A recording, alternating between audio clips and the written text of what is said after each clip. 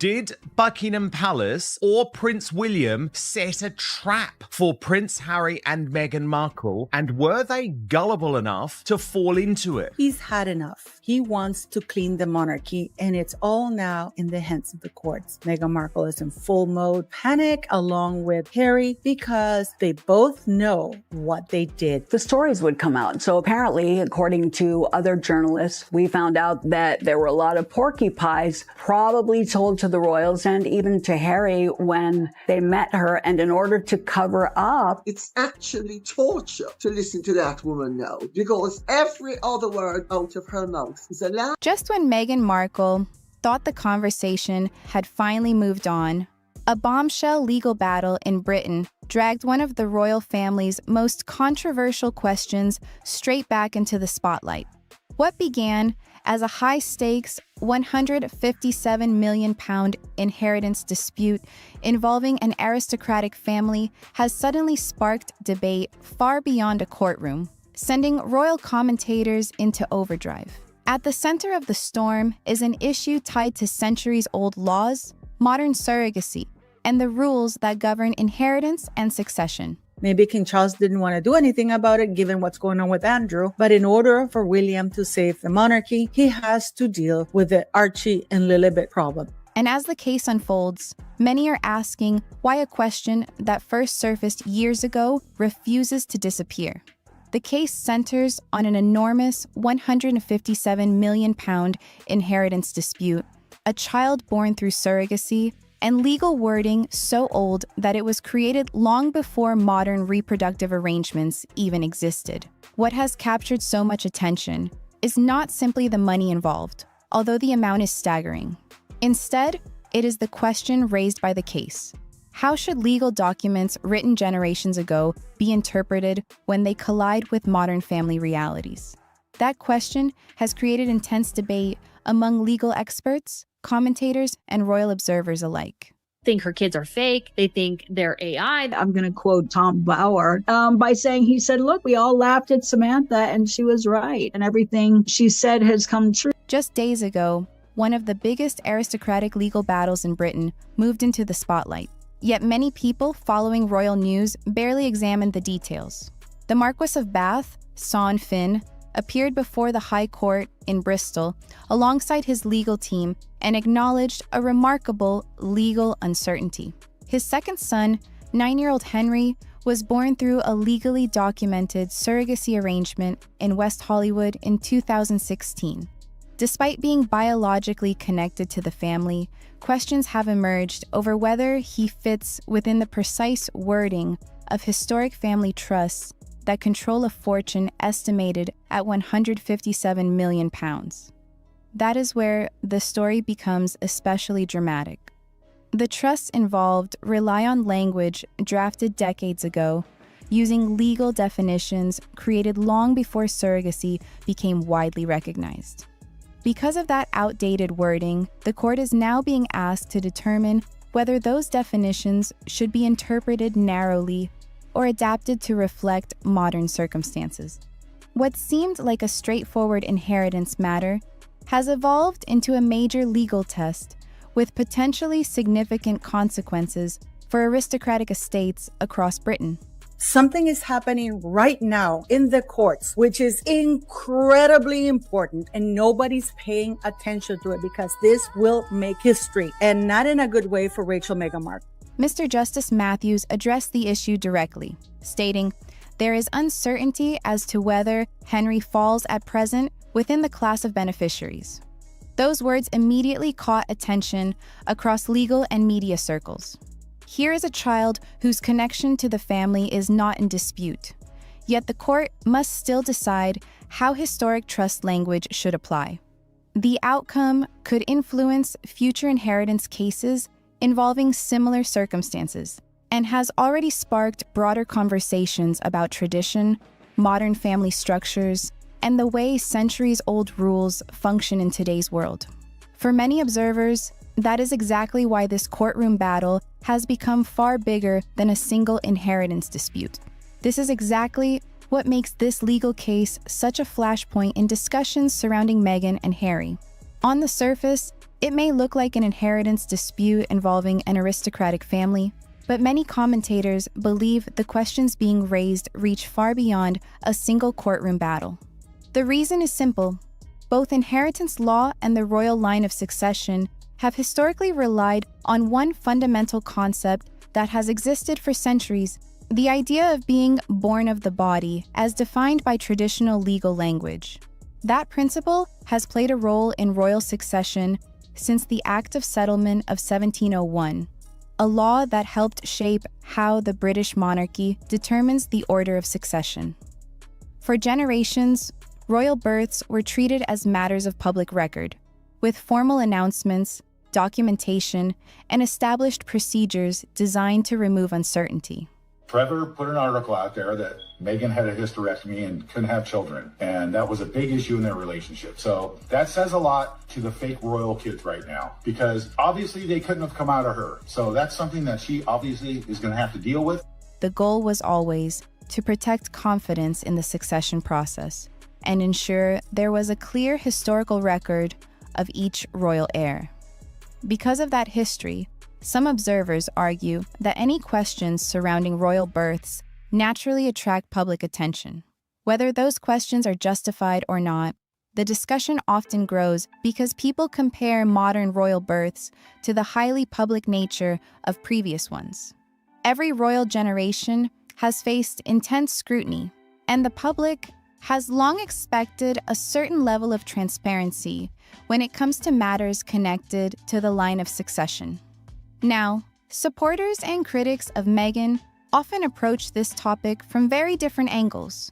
Some view the attention as unfair and excessive, while others believe legitimate questions deserve straightforward answers.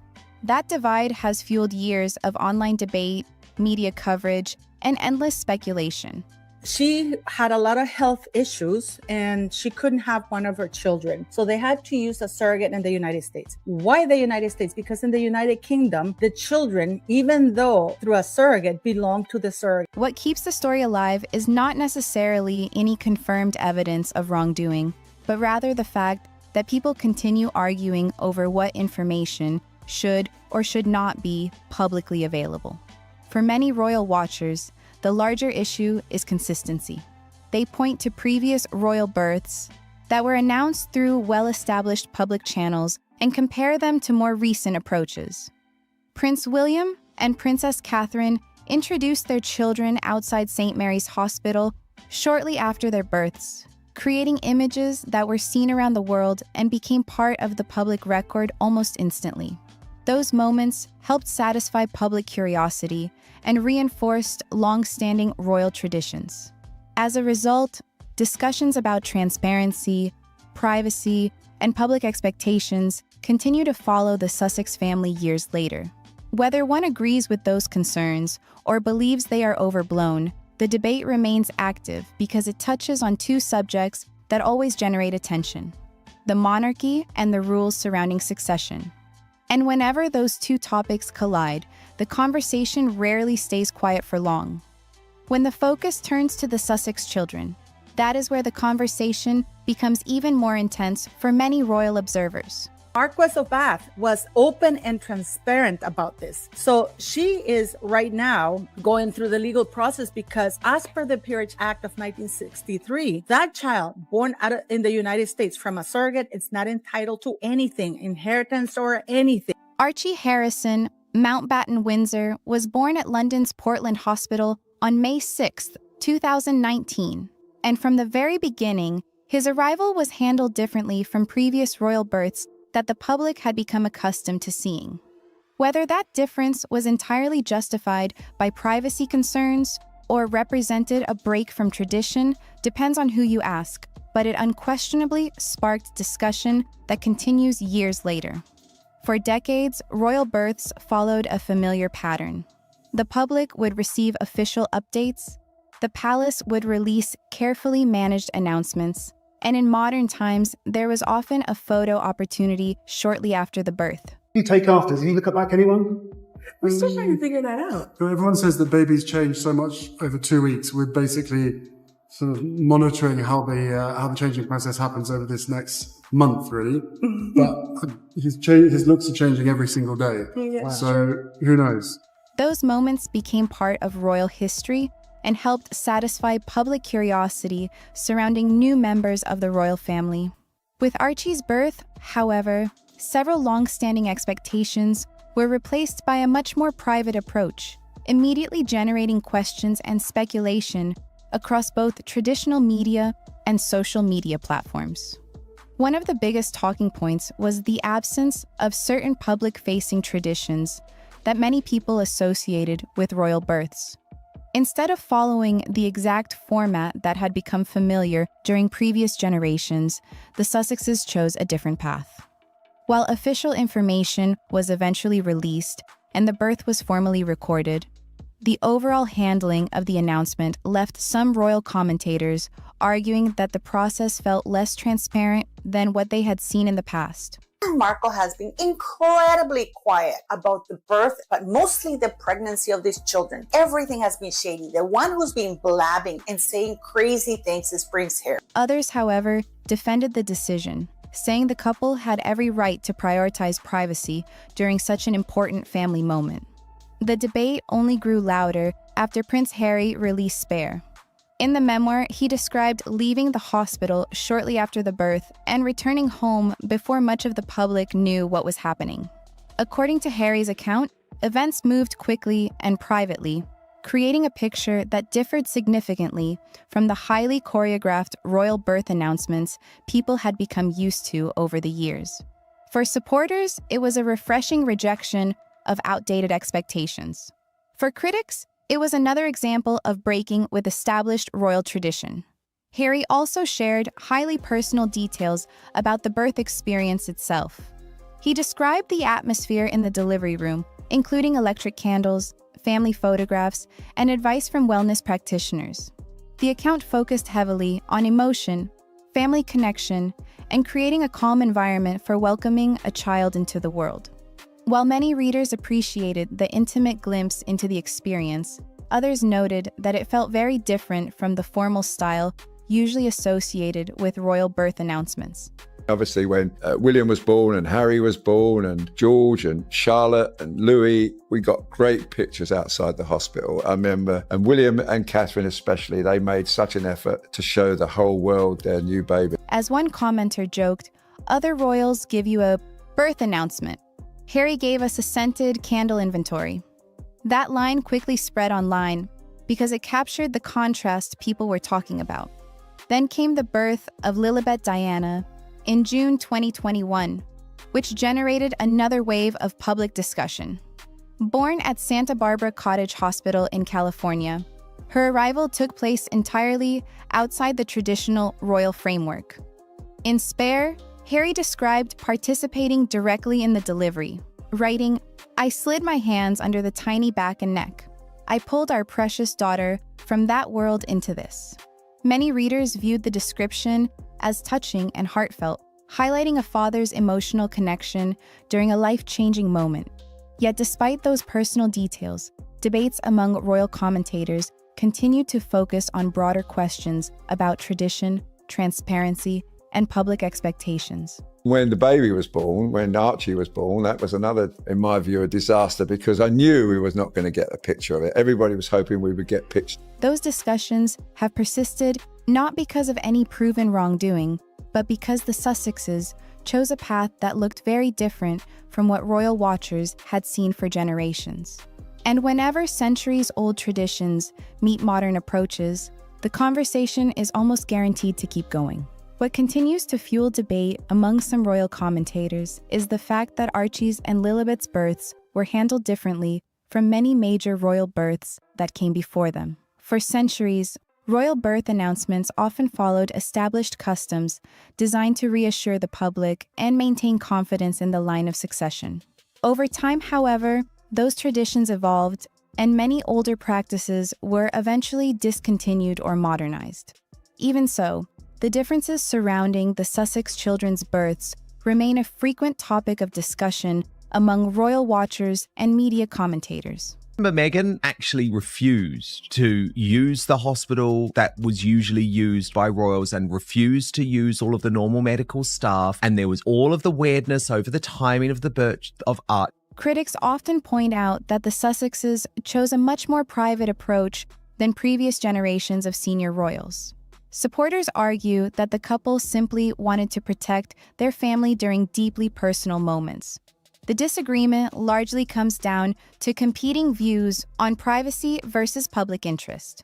Because Archie and Lilibet are included in the line of succession, some people believe additional transparency would have helped prevent years of speculation.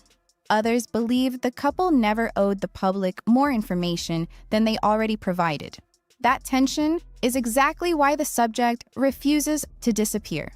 Every time a new legal case involving succession, inheritance, or historic royal rules emerges, attention quickly returns to questions about tradition and documentation. The discussion is less about what has been proven and more about why certain debates continue to linger despite years having passed since the births themselves. One question repeatedly raised by commentators is simple. If there is no issue to address, why do debates continue to generate headlines 6 years later? Had Harry on Spare talking about, how Meghan Markle, how complicated it was, how they went to the hospital, how Meghan Markle had to have 2 epidurals. We know all of that is BS. We know all of that is a lie. Supporters of the Sussexes respond by saying that endless speculation does not require a response and that private family matters should remain private.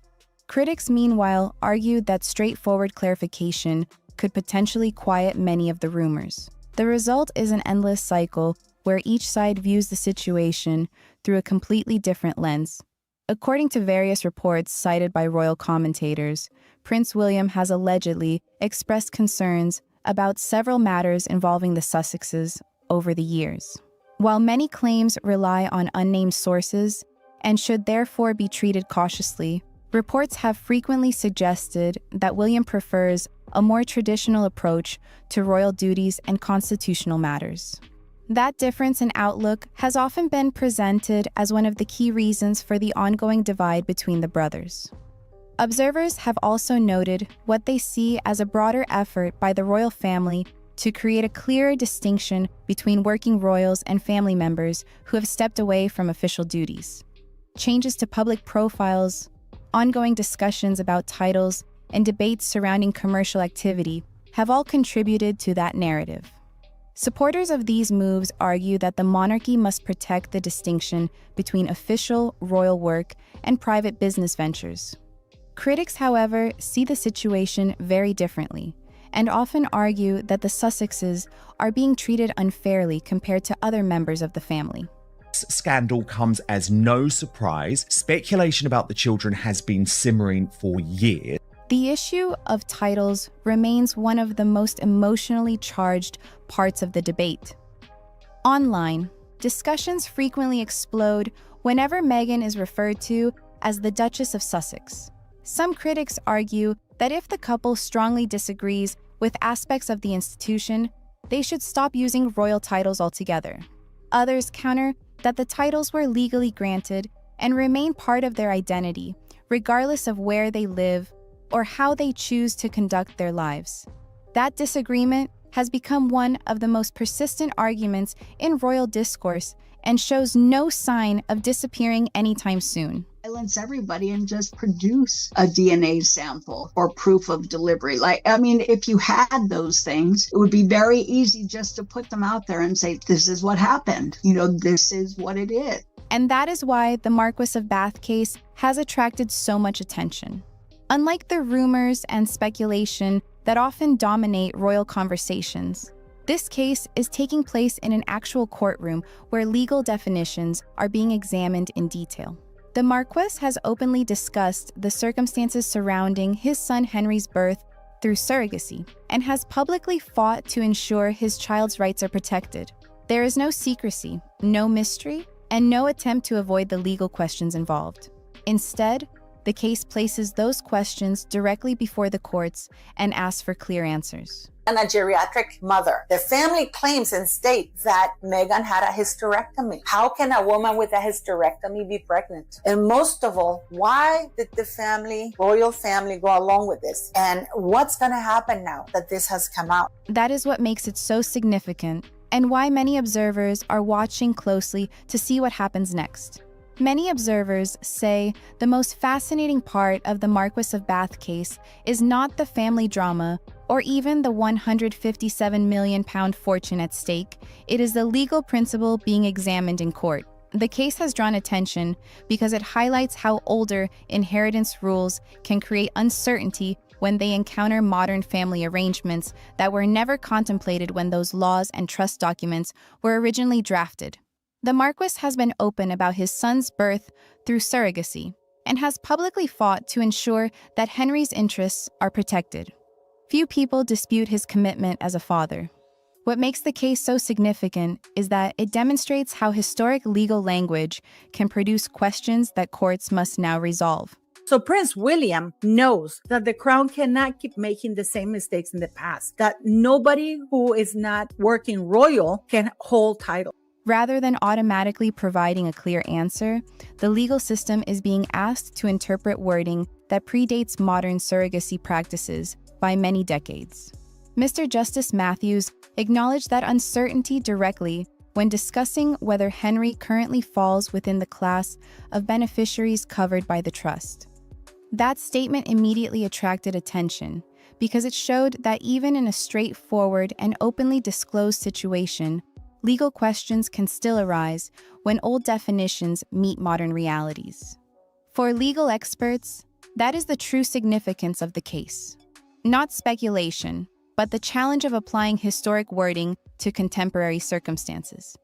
This is where some commentators begin drawing comparisons to broader constitutional questions. They note that inheritance trusts can often be amended or clarified through legal proceedings, while constitutional rules governing the monarchy operate within a far more complex framework. At this point in time, King Charles doesn't understand that he cannot continue having Harry and Meghan on the British monarchy's website when they are absolutely trashing the very same institution and using titles for commercial purposes, which is basically repeating the same pattern that Sarah Ferguson has done and even Andrew did. That has to stop. Historic succession laws, parliamentary authority, constitutional conventions, and centuries of precedent all interact in ways that are often difficult for the public to fully understand. That complexity is one reason these discussions generate so much interest whenever a new legal development emerges. As a result, some observers have asked a hypothetical question. If a future situation ever required Parliament or constitutional experts to examine how succession laws interact with modern reproductive arrangements, what legal principles would apply? It is important to emphasize that this remains a theoretical discussion rather than a finding of fact.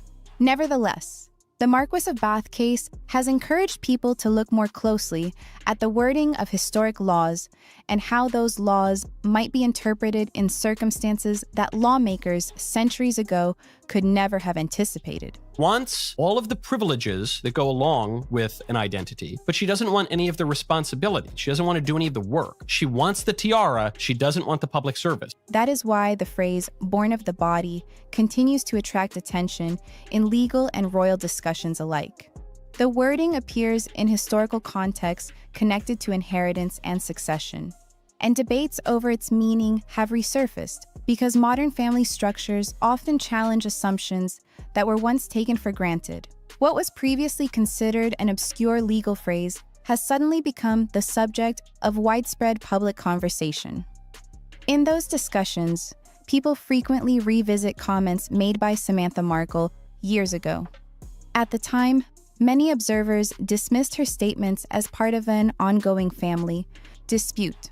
Others felt her comments deserved closer examination. Peerage Act of 1963 clearly states, just like for royalty, that a surrogate cannot be used. Regardless of where people stand, The legal developments in Britain have caused some commentators to revisit old claims and ask whether broader legal questions deserve additional scrutiny.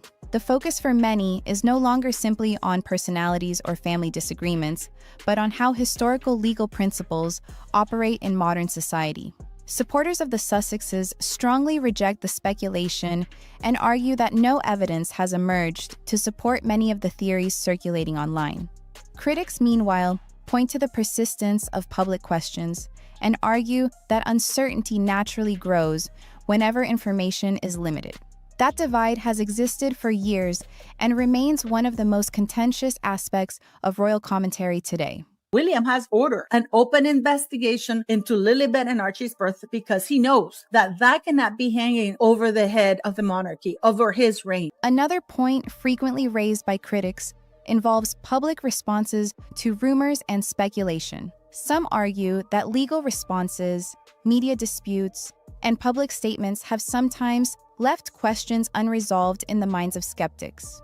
Supporters counter that public figures should not be expected to answer every rumor that appears online, and that responding to speculation can often amplify it rather than end it. The disagreement reflects a broader debate about privacy, transparency, and public expectations in the modern media age. What cannot be disputed is that the Marquess of Bath case has shifted attention from internet arguments to actual legal questions being examined in court. That shift is precisely why the story has attracted so much interest. Instead of focusing solely on personalities, we said, everything I said in the beginning was favorable. Nobody printed that. And when I said nothing, they created stories. And it was really just... Commentators are now looking at laws, precedents, and constitutional principles. And for many observers, that changes the conversation entirely.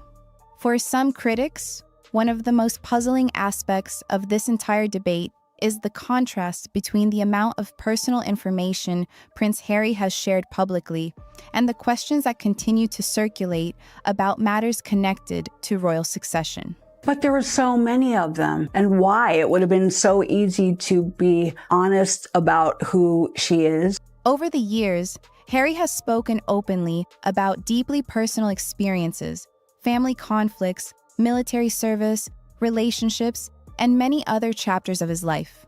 Because of that openness, some commentators argue that it is surprising certain topics continue to generate speculation while receiving little direct public discussion.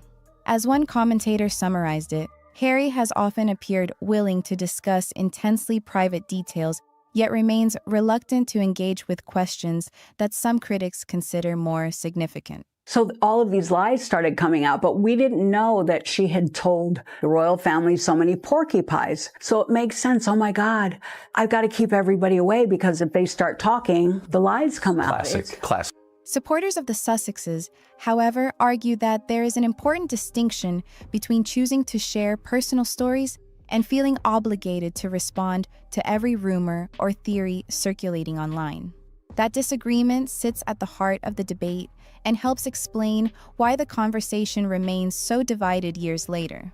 When it comes to Prince William, many royal observers believe he did not create these controversies, but instead inherited the challenge of managing their consequences. As the future king, William is frequently portrayed as someone focused on preserving institutional stability and maintaining public confidence in the monarchy.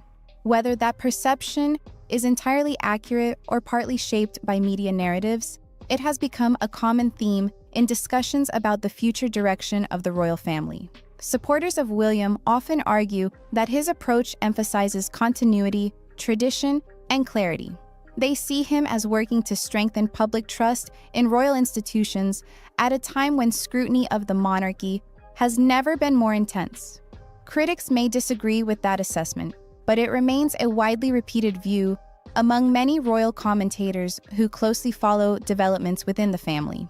Case about whether you think the birth was real, whether you think there was a surrogate, whether you think Meghan was wearing a moon bump. The fact is, Harry and Meghan lied. Buckingham Palace lied on their behalf. There was a complete cover-up over the birth of Prince Archie. The contrast between the Marquess of Bath case and the Sussex debate is one reason this story has attracted so much attention. In the inheritance dispute, legal questions are being addressed directly in court, with arguments, evidence, and judicial review taking place in a public legal setting. As a result, observers can follow the process and understand how the issues are being examined. That level of visibility has led some commentators to compare the situation with other controversies that continue to generate speculation without reaching a similarly definitive legal form. Many longtime followers of the royal family often view these stories through the lens of history. They have watched the monarchy endure major crises, public scandals, family disputes, abdications, divorces, and periods of intense criticism. Time and again, the institution has adapted and survived. What has traditionally helped preserve confidence, however, is the belief that constitutional rules are clear, understood, and consistently applied. Whenever uncertainty enters that discussion, public interest naturally increases. That is why debates surrounding succession, inheritance law, and constitutional tradition continue to attract attention far beyond the usual royal audience. For some people, these discussions are about much more than individual personalities. They are about how centuries-old institutions adapt to modern realities while maintaining public confidence in the systems that support them. And that is exactly why stories like the Marquess of Bath case continue making headlines. They force people to examine legal principles, historical precedents, and constitutional questions that are usually ignored until a major controversy brings them into the spotlight. Whether one agrees with the concerns being raised or believes they are overstated, the discussion shows no signs of fading, and many observers believe the debate is only becoming more complex as new developments continue to emerge. William is planning to act very decisively when he becomes king to take away the titles, the HRHs, once and for all from all non-working royals, which will have the silver lining for him of removing them from Harry and Meghan. I think people would applaud in the streets if it were to happen, because Harry and Meghan, especially Meghan, I think she does not care about the royal family at all. The only thing she cares about is that she has a title she can lord over her famous friends, because she's not as rich or successful as them, but she does have a royal title, and that's all that matters to her. Now considering all options, including legal routes, to stop his younger brother, who he views as a treacherous soul these days. Something has clearly changed inside the royal family, and it did not happen by accident. It was quiet, calculated, and done with the kind of cold precision palace insiders know all too well. The mood behind the scenes is starting to look less like a family disagreement and more like a full shutdown of ties. Prince Harry reportedly shared a plan with a major newspaper, a plan where Archie and Lilibet could someday choose to become working royals. Archie is only 6, Lilibet just 3. But even the idea reportedly sparked serious tension behind palace walls. Prince William doubles down. According to multiple sources, it's now a matter of when, not if, he strips Prince Harry and Meghan Markle of their royal title. Then came the response through friends of Prince William speaking to the Daily Beast, and it hit hard. William despises Harry and Meghan at this stage, a senior source claimed. And when he is king, his fury will rain down on them. That does not sound like someone leaving room for peace talks. Those words sound like a future king who has already made up his mind and is only waiting for the right moment to act. And according to several reports from people said to have direct access to William, the next move may not be private discussions or family meetings. It could be something far more official. The claim is that new letters patent could eventually be issued, removing the HRH status from the Sussex family for good, with no easy path back. If those insiders are even partly correct, the conversation is no longer about whether Archie and Lilibet could become working royals someday. No, it definitely does not. We see this even reflected in Harry's cousins. So Princess Beatrice and Eugenie, they are not working royals, and yet they also have an HRH in front of their names. Obviously, we do have Prince Andrew, who still is not allowed to use his, much like Harry, but still technically holds an HRH status. And so really it's just a styling, but it does sort of mean something in the hierarchy of the royals. Now people are questioning whether the Sussex side of the family could lose royal status altogether. To really understand why this matters, you have to know what HRH actually means, because many people still get confused about it. His Royal Highness and Her Royal Highness are not personal names or automatic birthrights. They are royal styles, official forms of address granted through royal authority. And some critics believe the public has never been given the full picture about how easily those titles can be controlled behind the scenes. Markle has been very brazen recently with the use of the HRH. In 2020, during the negotiations for Harry and Meghan to leave royal duties, it was agreed with Queen Elizabeth that they will not use the HRH title. That is a long-standing precedent, and there's good reason for it. An HRH title does not automatically give someone power inside the monarchy. It does not guarantee royal duties, taxpayer support, palace staff, or a seat at the center of royal operations. Those are completely different things. Princess Beatrice and Princess Eugenie still have HRH titles, but they are not working royals. Prince Andrew technically still holds the style too, yet he has been pushed far away from official royal life. That is why insiders reportedly see the latest claims from Harry's side as shocking. The idea that a child holding an HRH title today could later step into a working royal role simply by choice has no modern precedent and no official constitutional backing. King Carl Gustaf of Sweden actually stripped the HRH stylings from his grandchildren from his second and third child. So those 7 kids no longer have an HRH. They still have a prince or princess title. They still have dukedoms, but they don't have that HRH styling because they're not working members of the family, or they will not be. According to people close to Prince William, the argument is being viewed inside royal circles as completely unrealistic. One friend of William reportedly called the whole situation beyond parody.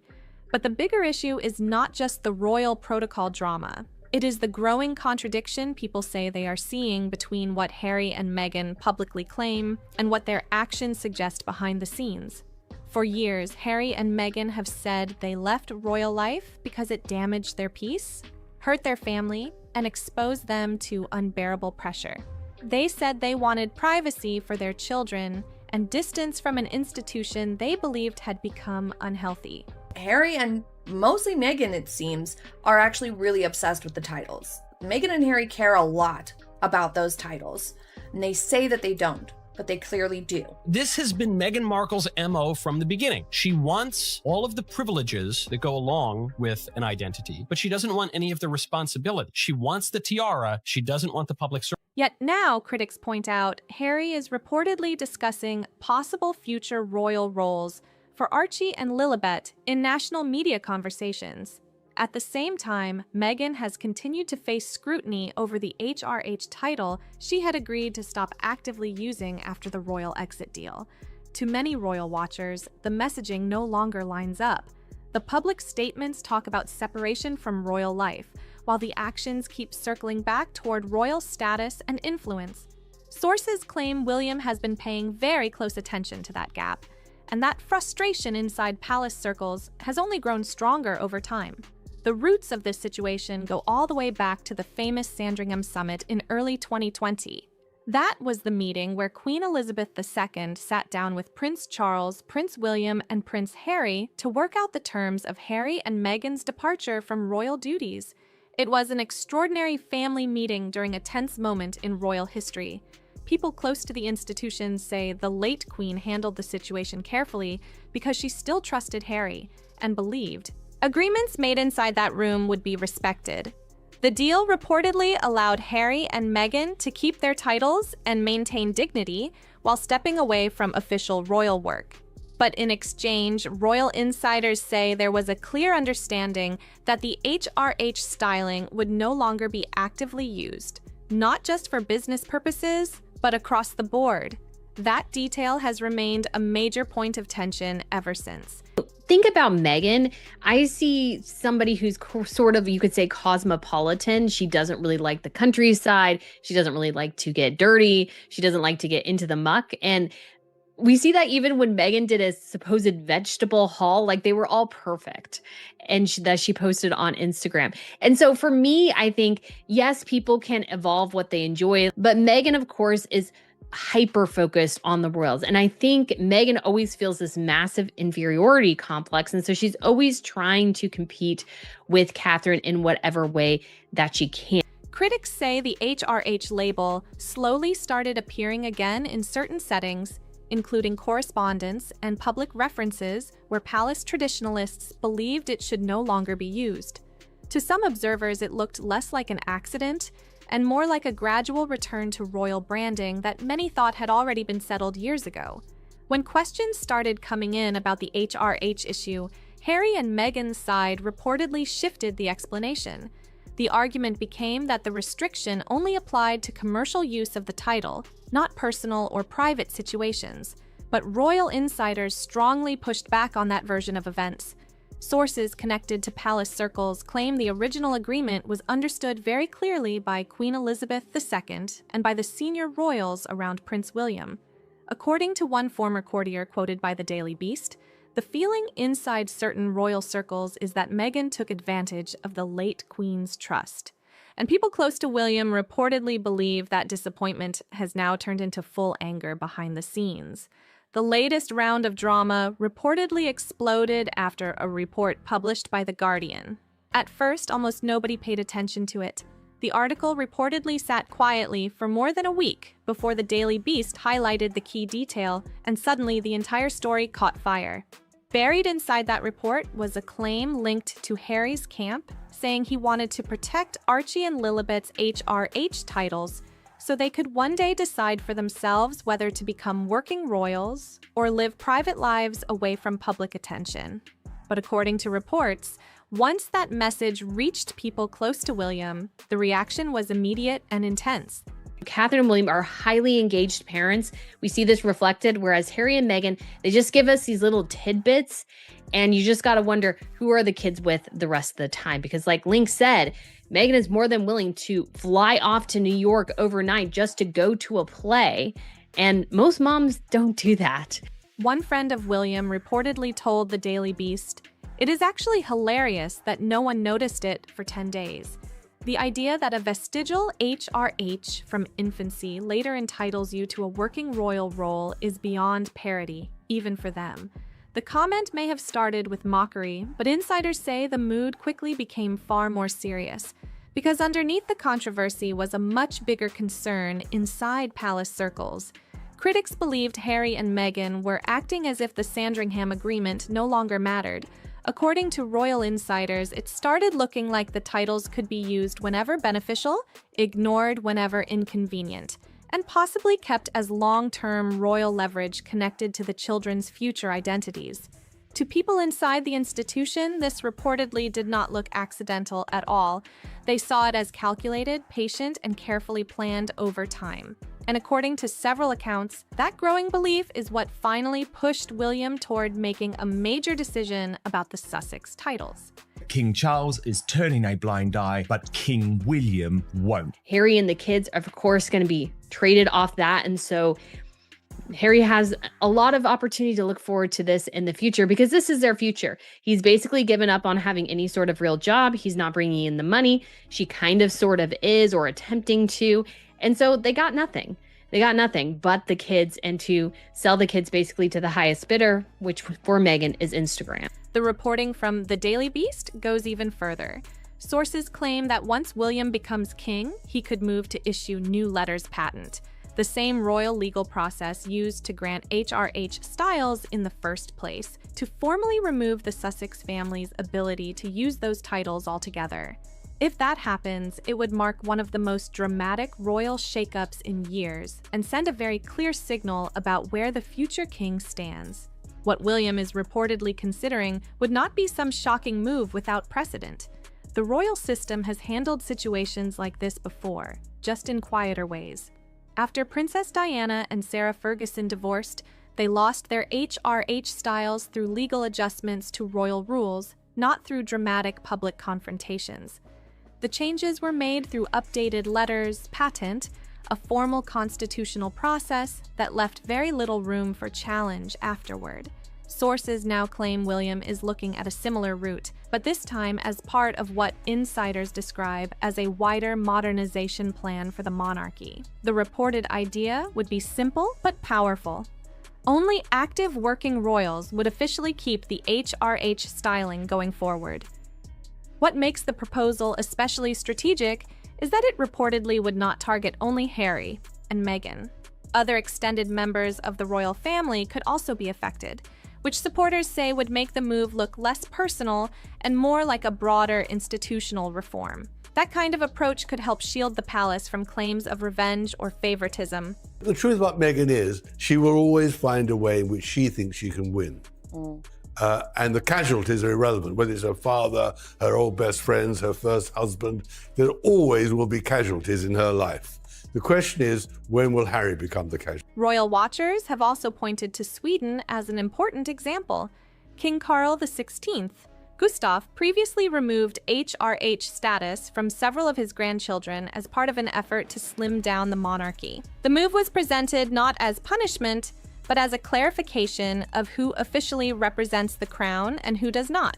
Palace insiders reportedly believe William sees that model as both practical and modern. For years, William has openly supported the idea of a smaller and more focused monarchy. But according to people close to him, the ongoing Sussex tensions have now turned that long-term vision into something much more personal and urgent. Sources speaking to royal reporters claim William no longer sees the current arrangement as sustainable. From his perspective, continuing to allow titles tied to the monarchy while public criticism of the institution continues creates a situation he reportedly views as impossible to ignore. Well, you're making me nervous. I want to tell you, in America, a lot of the tabloids are talking about how Harry and Meghan are experiencing difference in their interests and professional paths. Meghan focused on Hollywood, as you just mentioned. Insiders say that once he becomes king, dealing with the HRH issue could become one of his earliest major decisions. At the center of all this is another question that keeps coming back. Why do the titles still matter so much to Harry and Meghan at all? Over the years, they have repeatedly said royal life brought pressure, frustration, and emotional strain. They described leaving the institution as a path toward freedom and independence. They have built a new public image around life outside the palace walls, presenting themselves as separate from the old royal system while living in California and pursuing projects on their own terms. Yet despite all of that distance, the HRH connection continues to follow the conversation, and critics say that contradiction keeps fueling the controversy surrounding them. The royal connection surrounding Archie and Lilibet has remained a huge part of the Sussex image, even after Harry and Meghan stepped away from royal duties. Critics often point out that the couple's projects, branding, and public identity still carry strong links to the monarchy they once said they wanted distance from. Even the name Archewell traces back to royal roots and personal symbolism tied to their family story. According to people who claim to know Meghan well, the reason the titles still matter is not complicated at all.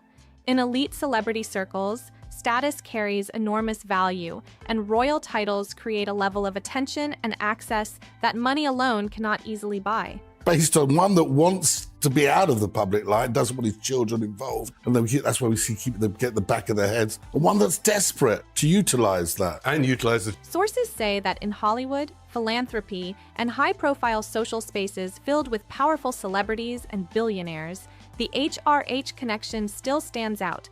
It is seen by critics as the unique advantage that separates Meghan from countless other public figures competing for influence and relevance.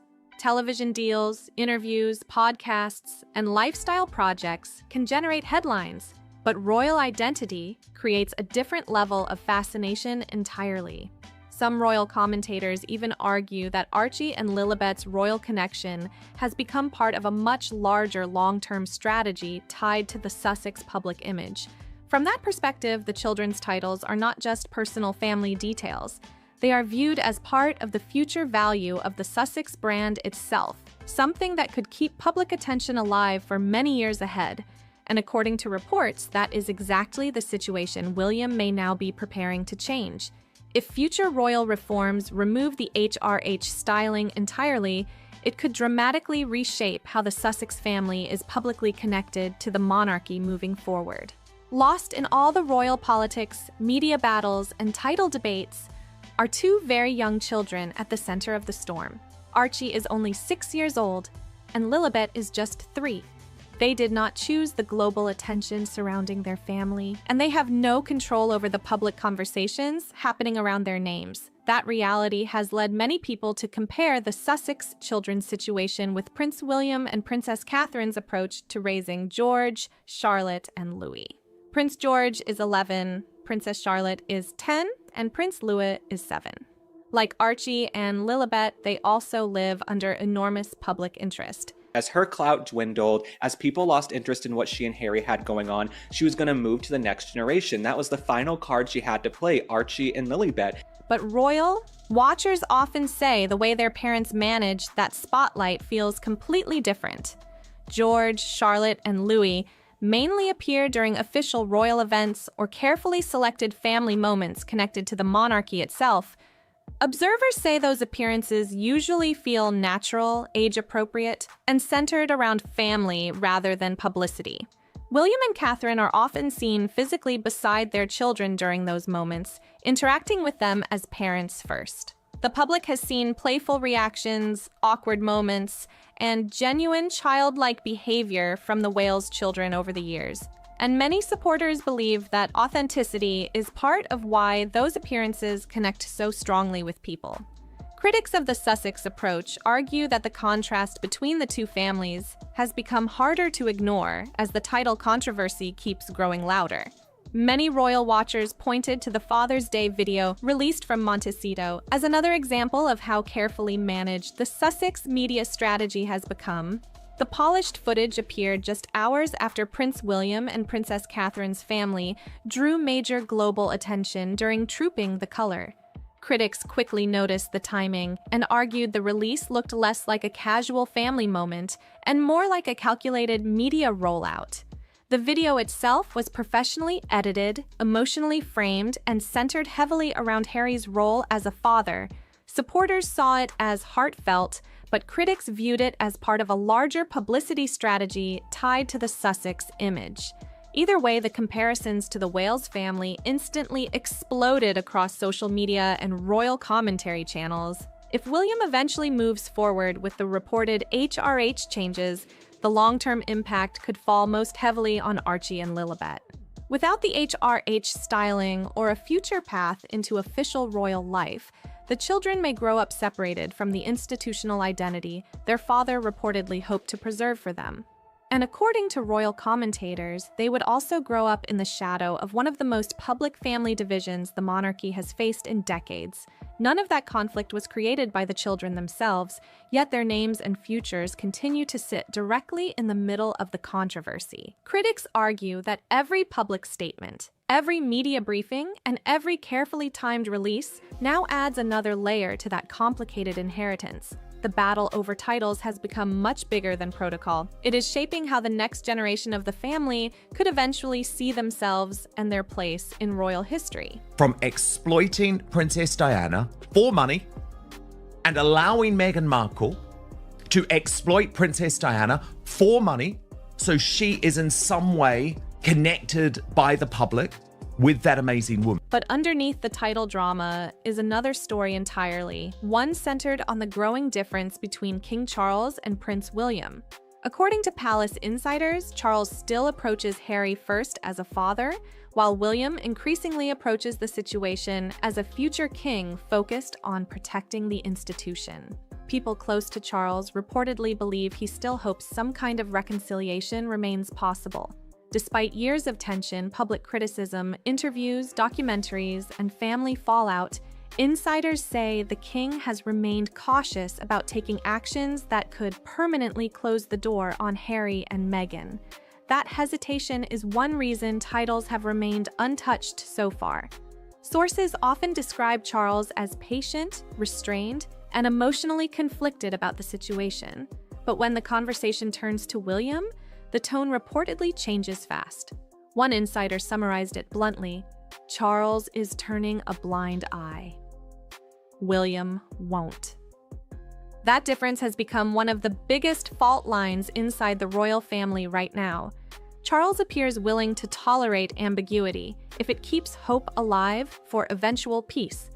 William, according to people around him, reportedly believes the uncertainty itself has become damaging to the monarchy. And insiders insist William's anger is not emotional chaos or reckless rage. They describe it as controlled, deliberate, and deeply institutional.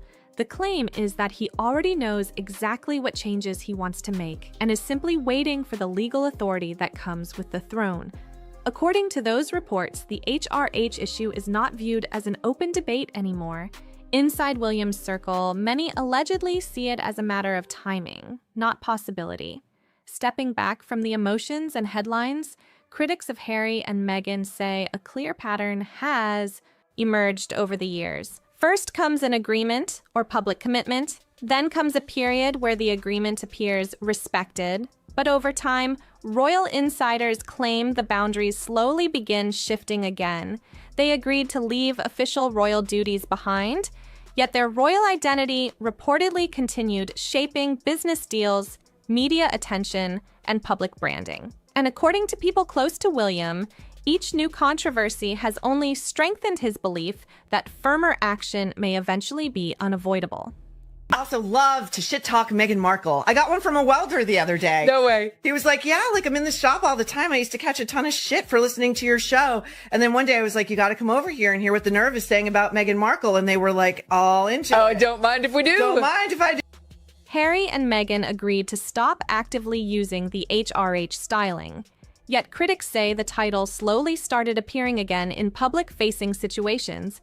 They also spoke often about wanting privacy for their children, but over time, Archie and Lilibet began showing up more frequently in carefully produced photos and video content tied to the Sussex image. Now, according to royal insiders, the latest discussion about possible future working royal roles for the children has pushed tensions to a completely different level.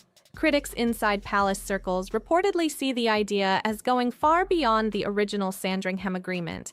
To them, it no longer feels like a misunderstanding or a gray area. They allegedly see it as a direct challenge to the institution itself.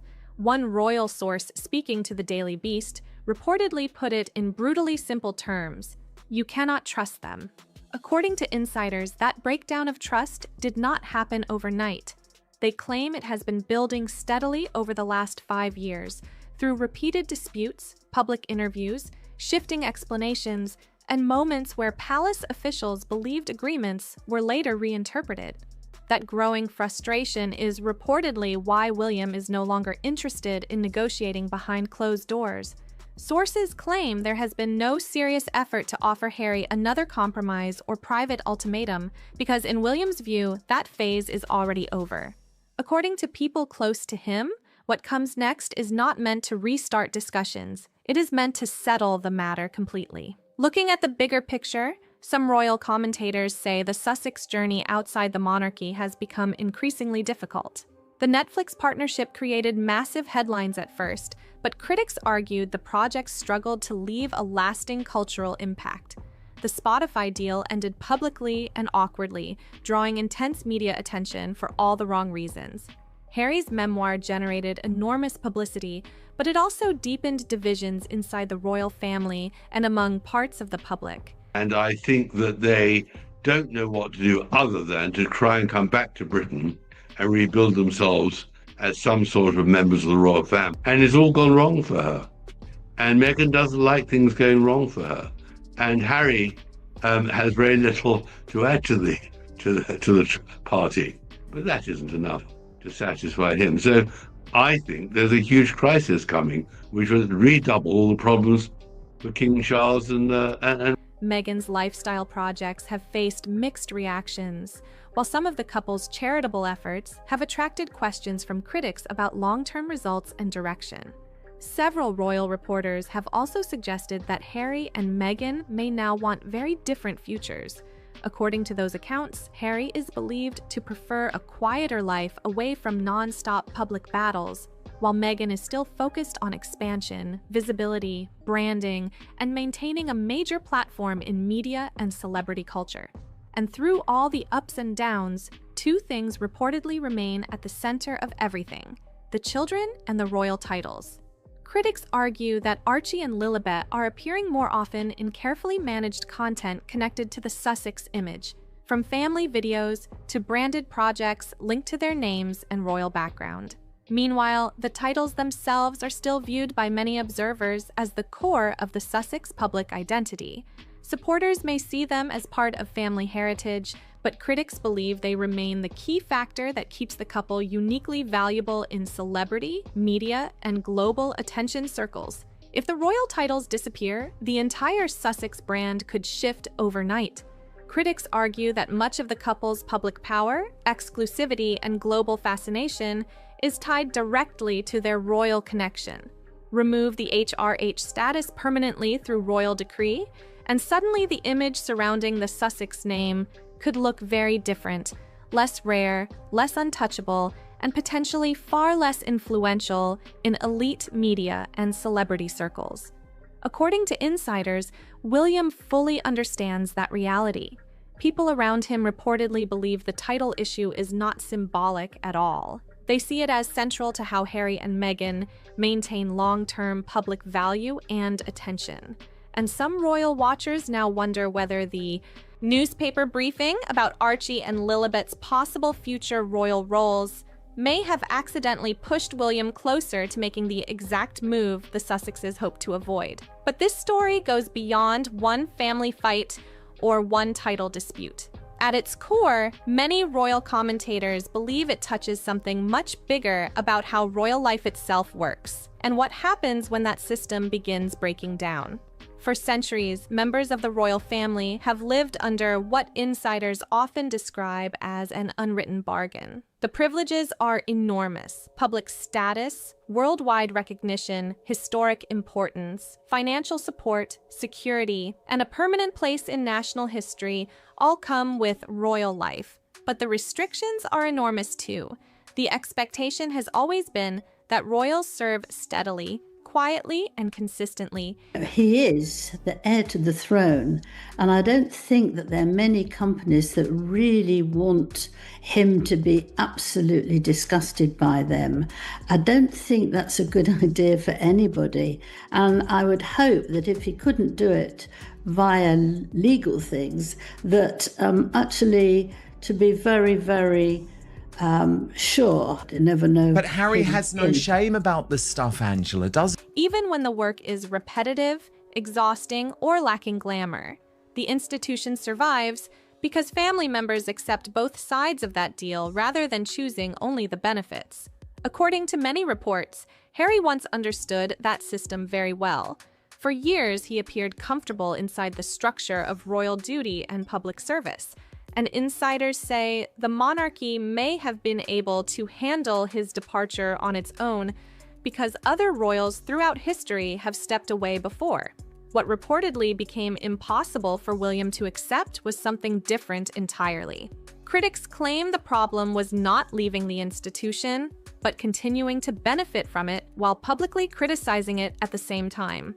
To people inside palace circles, the issue became the combination of walking away from royal obligations while still using royal status, royal identity, and royal connections as part of media projects, branding, interviews, and future plans involving the children. According to sources close to William, that contradiction is what turned disappointment into something much colder and far more permanent. According to royal insiders, that mix of stepping away from the monarchy while still benefiting from royal status is what pushed this situation past the point of repair. Critics say it was never just about Harry and Meghan leaving royal duties. It was the combination of separation, public criticism, and continued use of royal influence that reportedly convinced William the relationship could no longer continue in its current form. And if the reports about William's future plans are accurate, many believe his eventual decisions as king could make that split fully permanent once and for all.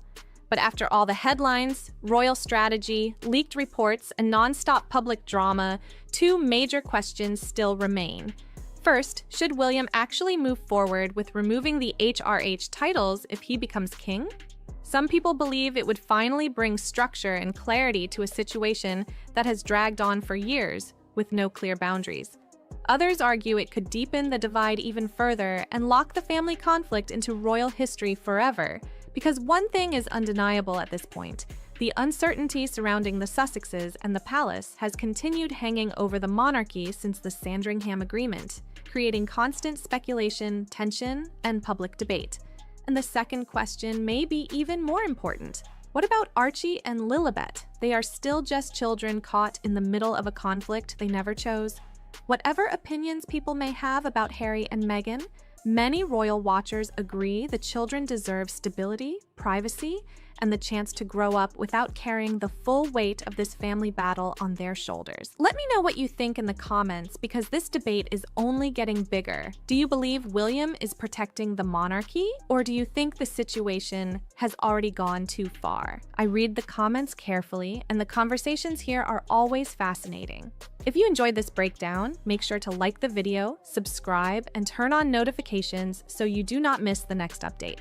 And if you know someone following this royal drama closely, send this video their way, because this story is far from over. Harry and Meghan Markle's surrogacy scandal has entered the mainstream media domain. It sounds fake. For years now, and Meghan Markle and Prince Harry have painted the story of Archie's birth as a tale of privacy, secrecy, and quiet defiance against the palace machine. Now voices are rising, loud, determined, and armed with actual receipts. Voices that suggest something far darker might have been happening behind those hospital doors than anybody was originally told.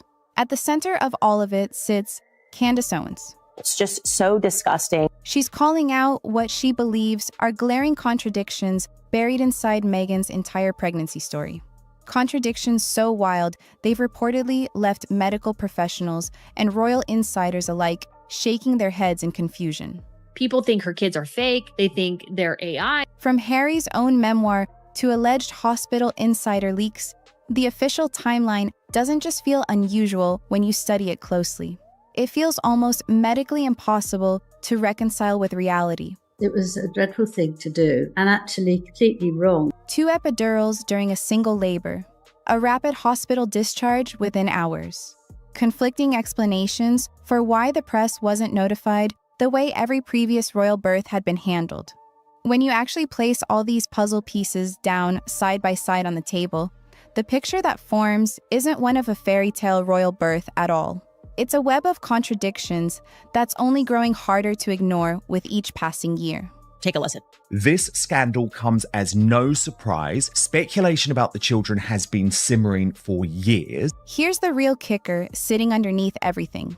If even part of this official narrative doesn't hold up under genuine scrutiny, it raises a genuinely chilling question for everybody watching. What exactly was the royal family hiding? And why did they feel the need to hide it? Because if the inconsistencies turn out to be real, then the public hasn't just been casually misled about a date. The trust between Meghan, Harry, and the millions of people worldwide who genuinely celebrated Archie's arrival may have been quietly shattered from day one without anybody realizing it. I was instantly enraged from this 10-second clip. It just annoyed me. Before anybody jumps straight to conclusions, though, let's break down the actual evidence piece by piece. Because what comes next may genuinely change how you see this entire royal story forever. The timeline laid out in Harry's own memoir might expose more than the couple ever actually intended to reveal publicly. In his best-selling book, Harry recalls Meghan giving birth to Archie at the luxurious Portland hospital, where she supposedly endured not one, but 2 separate epidurals before leaving the hospital with their newborn in just a matter of hours afterward. Does it make you sound like a better mom? It makes you sound like really kind of into yourself in a way? On the surface, it reads like a dramatic and glamorous account. The kind of personal story meant to showcase resilience and quiet control under pressure. When doctors, nurses, and even experienced mothers began actually analyzing this version of events closely, the questions came flooding in fast from every direction. First problem. The idea of having 2 epidurals in the middle of a single labor raised immediate red flags for medical professionals. An epidural isn't a simple painkiller you just pop in and out whenever you feel like it. It involves carefully inserting a catheter near the spinal cord itself. This crisis won't die down until the irrefutable truth comes out. Switching it out mid-labor is not only extremely rare in practice, but also genuinely risky for the patient. Why would anyone actually do that? It isn't medically necessary under normal circumstances. Second problem. The recovery timeline Harry describes is almost medically impossible to achieve. Most new mothers, especially those who undergo any complications at all, or even just standard pain management, are monitored carefully for at least a full day before being discharged anywhere. Yet Harry claims Meghan was at home, settled, and resting comfortably with Archie within just 2 hours of giving birth. He describes her very well, and he does this by taking a look. Absolute media manipulation. But I thought tonight this was really ridiculous. Here's exactly where it gets even stranger to think about. Portland Hospital is located right in central London. Their home at Frogmore Cottage is a genuinely lengthy drive away from there. Between discharge paperwork being processed, newborn medical checks being completed, pain recovery being monitored, and the actual commute across the city, the basic math simply does not add up to 2 hours. Even under the absolute best-case scenario imaginable, the timeline feels rushed, glossed over, and suspiciously convenient for the story being told. Which begs the obvious question. Why tell a story that medical professionals openly say doesn't line up with reality? If the timeline itself is inaccurate, then what else inside their carefully curated narrative might also be misleading the public? Because as odd as this account already seems on its own, the contradictions only deepen significantly when we start looking at how the palace itself handled the announcement of Archie's birth. Buckingham Palace is being pressured to remove Prince Archie and Princess Lilibet from the UK's royal line of succession until the Duchess provides absolute proof that she popped out both babies herself. If Harry's timeline raised eyebrows, Meghan's handling of the press lit the actual fuse. Traditionally, when a royal baby is born into the family, there's a strict and deeply symbolic protocol that gets followed every single time. The Queen is informed first as a matter of respect. An official announcement is carefully prepared. The press is notified almost immediately to share the news with the waiting public.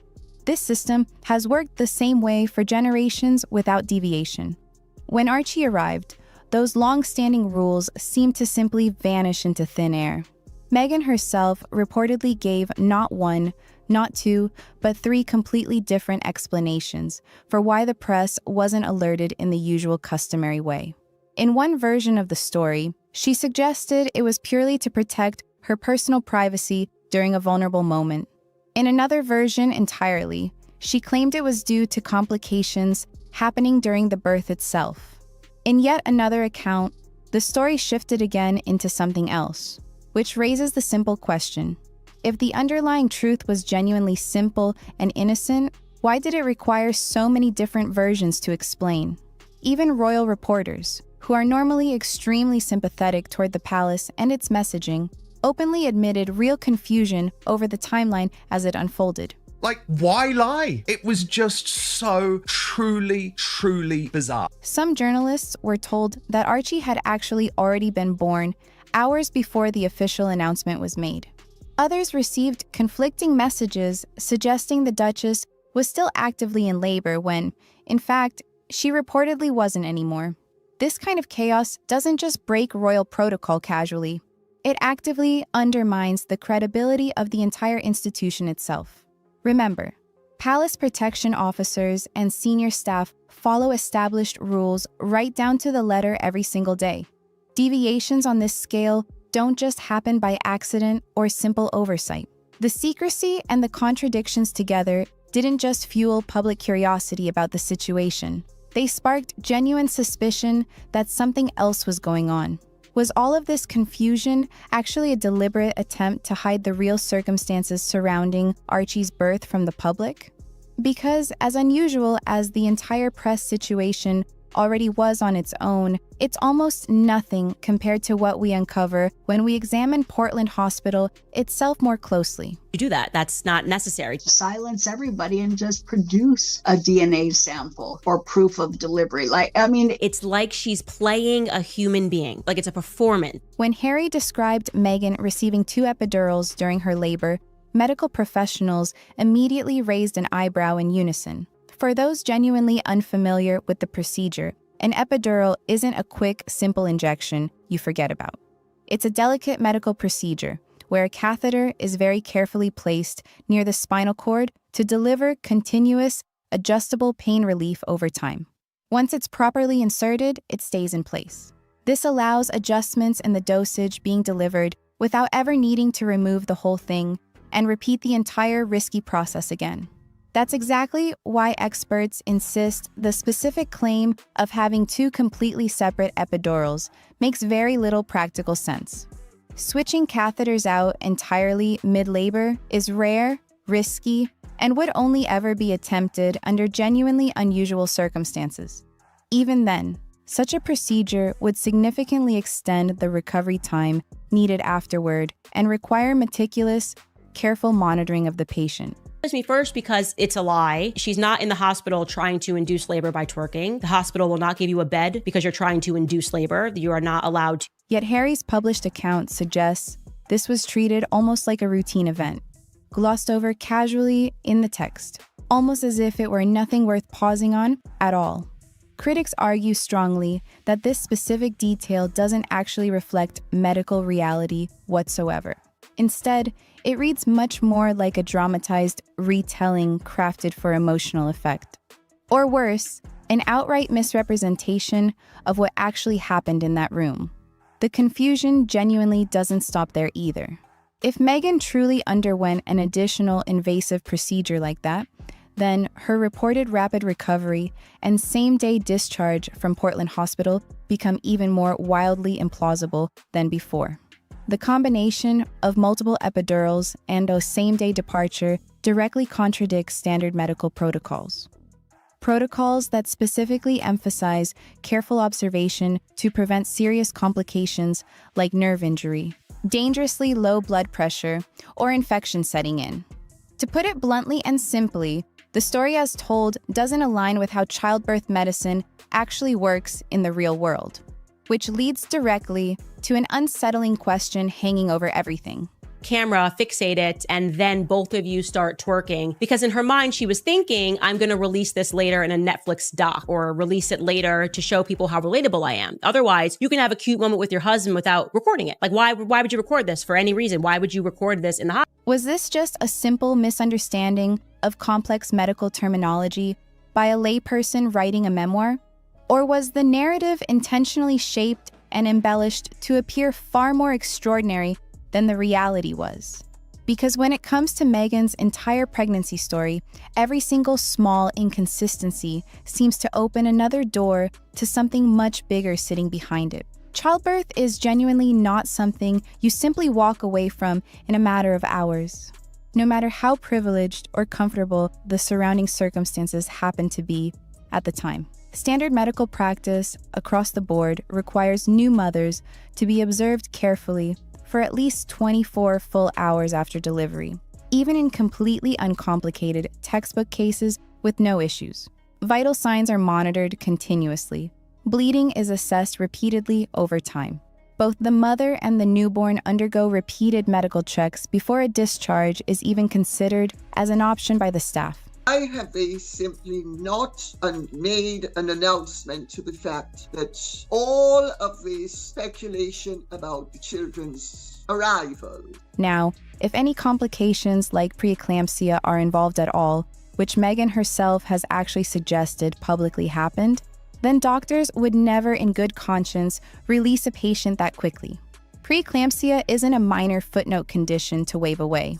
It can cause seizures, serious organ damage, and life-threatening spikes in blood pressure without warning. Women who experience it are typically monitored closely for days, sometimes even weeks, to ensure they remain stable and safe. Yet according to Harry's own memoir, Meghan delivered the baby, received multiple medical interventions during the process, and was somehow back home in roughly the length of a single feature film.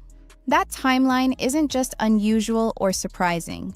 It directly contradicts what experienced obstetricians describe as safe, responsible medical care for any new mother. Medical experts reviewing this published account have openly called it reckless at absolute best and genuinely implausible at worst. Here's exactly where the contradictions sharpen into something pointed. When I'm authentic, I just dropped myself twerking. I have proven that I am authentic because I twerked with my husband. Meghan has very publicly positioned herself over the years as a vocal advocate and voice for maternal health awareness. She often speaks at length about the critical importance of proper care and careful monitoring for new mothers everywhere. If her own personal story about leaving the hospital so soon after birth is genuinely true, then it directly undercuts the very medical standards she publicly advocates for in front of audiences. If the story isn't actually true as told, then the public has simply been handed a curated version of events that doesn't match the reality at all. Either way you look at it honestly, the narrative ends up raising far more questions than it ever answers. Those questions only intensify dramatically once insider testimonies begin to surface from the hospital itself. Behind all the polished, carefully managed royal announcements, quiet whispers from Portland hospital staff reportedly tell a very different story than the official one. Anonymous employees have allegedly spoken about odd inconsistencies that simply don't align with the glossy public narrative being sold. If you had those things, it would be very easy just to put them out there and say, this is what happened. This is what it is. One insider reportedly questioned Harry's specific claim about casually ordering late-night food during the stay, pointing out plainly that patients don't exactly summon gourmet meals at all hours of the night in a hospital setting. Yes, the Portland genuinely does offer fine dining options to patients. Accounts of Meghan's specific reported cravings conflict directly with what staff actually remember serving that night. Another peculiar detail involves the so-called secret elevator that Harry vividly described in his memoir. According to longtime employees of the hospital, while the building is genuinely discreet and private, there's simply no hidden system resembling the one he painted so dramatically for his readers. Instead, the building operates much like any other high-end private facility. Private corridors exist, certainly. Nothing resembling a secret royal escape route running through the walls, though. These contradictions may seem relatively minor when taken on their own individually. Together, stacked up one after another, they paint a genuinely troubling larger picture. A story carefully curated for public consumption rather than one grounded honestly in fact. Add to all of this the quiet testimony of a supposed hospital insider who claims Meghan's actual stay was far less dramatic than it was later portrayed. Suddenly, the entire official timeline feels even more fragile than before. Candace Owens has seized directly on these specific inconsistencies, arguing pointedly that when small, verifiable details collapse under real scrutiny, the larger claims built on top of them must also be seriously questioned. All of the pictures, my point is, out there were inconsistent with the idea of a real pregnancy. Was the royal couple simply embellishing details for sympathy and a better story? Or was there something genuinely more deliberate at play behind it all? An organized effort to control every single piece of the narrative, right down to the menu items and the hallway layouts described in print. Whatever the actual case turns out to be, each new leak pushes the public a little further away from trust and a little closer toward open suspicion. That suspicion only sharpens further when we seriously consider the bigger question underneath all of it. Why all the apparent lies in the first place? By this point in the story, the inconsistencies aren't just quietly piling up in a corner anymore. They're actively demanding a real explanation from somebody. If the timeline genuinely doesn't add up under examination, if the hospital details simply don't check out against staff memory, if insiders keep contradicting the official published version of events, then we're left staring at one genuinely chilling central question. Why? Why would Meghan and Harry feel the need to alter or embellish something as deeply personal and sacred as the actual birth of their own first child? Some people suggest it was always fundamentally about control, maintaining total power over the narrative within a royal system where genuine privacy is nearly impossible to find. Others argue convincingly that it was a deliberate strategy to generate public sympathy, presenting Meghan as a woman bravely navigating extraordinary challenges under genuinely extraordinary pressure from all sides. Sorry, but and genuinely, I don't even mean to attack her. There was something frustrating about her, and I think he hits the nail on the head. Then there are those who believe the secrecy wasn't actually about Meghan personally at all, but about shielding the wider monarchy itself from some uncomfortable underlying truth nobody wanted surfacing. Whatever the real reason behind it, the contradictions created one major unintended consequence for the couple. Instead of silencing the critics the way they hoped, they handed skeptics even more ammunition to work with. Every shifted detail, every blurred timeline, every conveniently misremembered moment feeds directly into the growing perception of basic dishonesty. Once public trust genuinely starts to erode at the foundation, rebuilding it again is nearly impossible to pull off.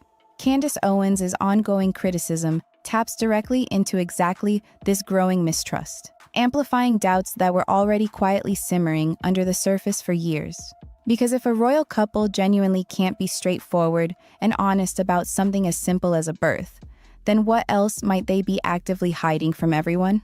Whether it was a coldly calculated PR move from the start, or just a tangled web of accumulated half-truths that grew over time, the end result is exactly the same regardless. People are now openly questioning the integrity of the entire story from top to bottom. That brings us to the final reckoning, the contradictions themselves, the consequences flowing from them, what all of it actually means for Meghan and Harry's credibility moving forward from here. There it all is, laid out piece by piece. From the memoir contradictions to the hospital mysteries to the insider leaks. Meghan's entire pregnancy story is genuinely packed with inconsistencies that simply don't add up no matter how you arrange them. Whether you personally believe this was just sloppy, careless storytelling or something far more carefully crafted and deliberate, one thing remains absolutely certain at the end of it. The actual truth remains buried somewhere under thick layers of confusion and contradiction. Candace Owens may have stirred the pot loudly with her commentary. Her words shine a bright spotlight directly onto questions that many ordinary people have quietly whispered among themselves for years now. The details genuinely don't match up. The timelines openly clash with each other. Every single new explanation offered only seems to open the door to even more suspicion than before. Maybe the strangest part of this entire situation isn't any single contradiction sitting in the pile. It's that a couple who left the entire royal institution specifically claiming they wanted privacy above everything else ended up writing the most detailed, scrutinized account of a private birth in modern royal history. They put the epidurals in the book themselves. They put the elevator in the book themselves. They put the timeline in the book themselves. Nobody forced any of those specific details onto the page. That's the part that genuinely doesn't reconcile no matter which way you turn it. You don't fight for years to protect your privacy and then voluntarily publish the exact details that invite the whole world to start checking your math line by line. Unless, of course, the story itself was always meant to be part of the brand being sold. At which point, privacy was never really the point at all. Control of the story was. That single tension sits underneath every contradiction in the entire account. Once you actually see it clearly, the blank spaces in the official record stop looking like accidents. They start looking like choices somebody made on purpose. So drop your honest take in the comments below. Do you genuinely believe these inconsistencies are just sloppy storytelling that got exaggerated over time? Or do you think they point towards something more deliberate the couple never expected anyone to actually check? Catch you in the next one. Did Buckingham Palace or Prince William set a trap for Prince Harry and Meghan Markle, and were they gullible enough to fall into it? The walls inside Buckingham Palace are reportedly shaking again, and Meghan Markle is not smiling for Instagram today. For years now, she thought she could outsmart the entire monarchy with glossy PR statements timed perfectly. Carefully curated photo shoots released through her own channels. Dramatic Oprah monologues filmed for maximum sympathy. Acting publicly like royal traditions were merely optional.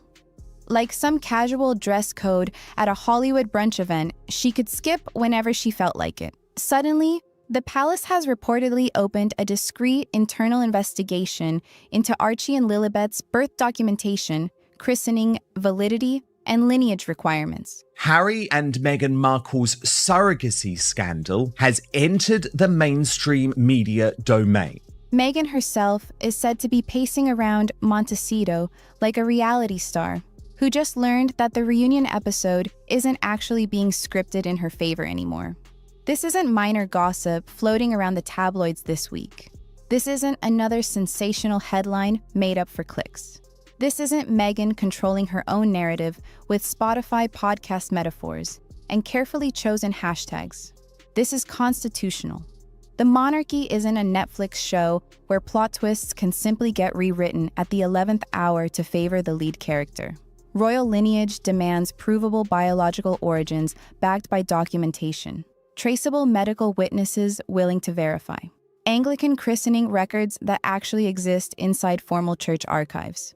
Yet Meghan behaves publicly as if the monarchy should just take her word for everything, because she once held a baby bump in front of a paparazzi lens during a public appearance. People think her kids are fake. They think they're AI. They think they're borrowed kids, like all these sorts of things because of Meghan and Harry. Rumors are swirling that the palace finally noticed exactly what millions of people online have been whispering about for years now. Paperwork irregularities popping up on closer examination, photo oddities that don't add up under scrutiny, unexplained amendments to official documents, christening details that simply do not align with centuries of established royal procedure. If this review actually escalates further behind closed doors, Meghan's carefully staged fairy tale could crack faster than her latest podcast branding deal collapse. Because this time around, the stakes aren't just her public reputation taking another hit. They are royal legitimacy itself sitting in the balance. No amount of curated lighting can rewrite an official birth record once it's locked. Something inside the palace finally snapped recently, and it wasn't over Meghan's endless speeches about empowerment given at international events. It wasn't her latest curated garden pictures dropping on Instagram either. Meghan entered this world like it was a Hollywood set, assuming she could rewrite the script, center herself in every scene, and edit out anything that didn't fit her narrative. Senior advisors reportedly noticed that Meghan recently posted a wholesome family moment with Archie outside their Montecito home.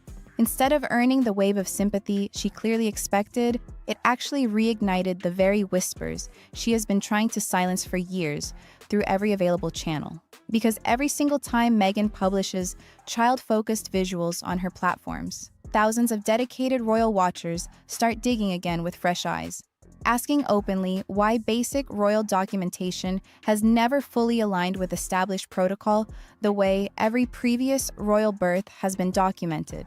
That renewed spotlight allegedly forced palace staff behind the scenes to quietly revisit internal files. Buckingham Palace is being pressured to remove Prince Archie and Princess Lilibet from the UK's royal line of succession until the Duchess provides absolute proof that she popped out both babies herself. Press announcements made at the time, medical confirmations available on record, baptism records sitting in church archives.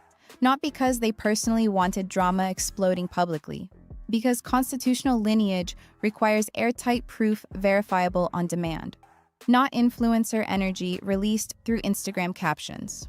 One advisor reportedly noticed that certain records were unusually vague in their wording, missing traditional signatures expected at that level, or simply did not follow established historic royal formatting standards stretching back centuries. This triggered serious internal discussion about whether royal births registered abroad without proper official medical supervision can meet the constitutional standard required for inheritance rights and royal titles passing forward. When the baby was born, when Archie was born, that was another, in my view, a disaster because I knew we was not going to get a picture of it. Everybody was hoping we would get pictures. Meghan's dramatic public insistence on privacy actually backfired spectacularly under the surface. The less she allowed institutional witnesses inside the room at the time, the more the palace now has to independently verify after the fact through other channels. Those close to palace administration allegedly asked a blunt internal question that cut through everything. If everything was perfectly standard at the time, why does absolutely nothing about it look standard on paper now that we're checking? That single question alone was enough to justify launching a quiet internal verification review behind closed doors. Here's the twist Meghan probably never expected to face at this stage. This whole review wasn't initiated by royal rivals operating behind her back. It wasn't kicked off by jealous courtiers settling old scores from years ago. According to insider chatter circulating, palace administrators are doing it for exactly one reason. The monarchy must defend its lineage on the official record, not on Instagram captions. They put out pictures of Lilibet, but it doesn't. You see her half covered, but what all you see is Meghan. So it's all about Meghan again. The real shock is what happened the moment they actually opened Archie's file from the archives. When palace staff officially reopened Archie's documents for examination, the first thing that stood out wasn't Meghan's celebrity glow from the press coverage at the time. It wasn't the media frenzy surrounding the birth. It was the bizarre certificate amendment that mysteriously happened roughly a month after the actual birth itself. Archie was officially born on May 6, 2019. His original certificate listed Meghan under her legal name, Rachel Meghan Markle. Perfectly standard for any birth registration anywhere in the system. Then suddenly, on June 5th, without any clear public explanation given, the document was altered to replace her personal identity with an elaborate royal title instead. Her Royal Highness, the Duchess of Sussex. In a monarchy that has handled royal births and christenings for centuries with more procedural precision than a courtroom filing, last-minute retroactive edits like that are essentially unheard of in modern records.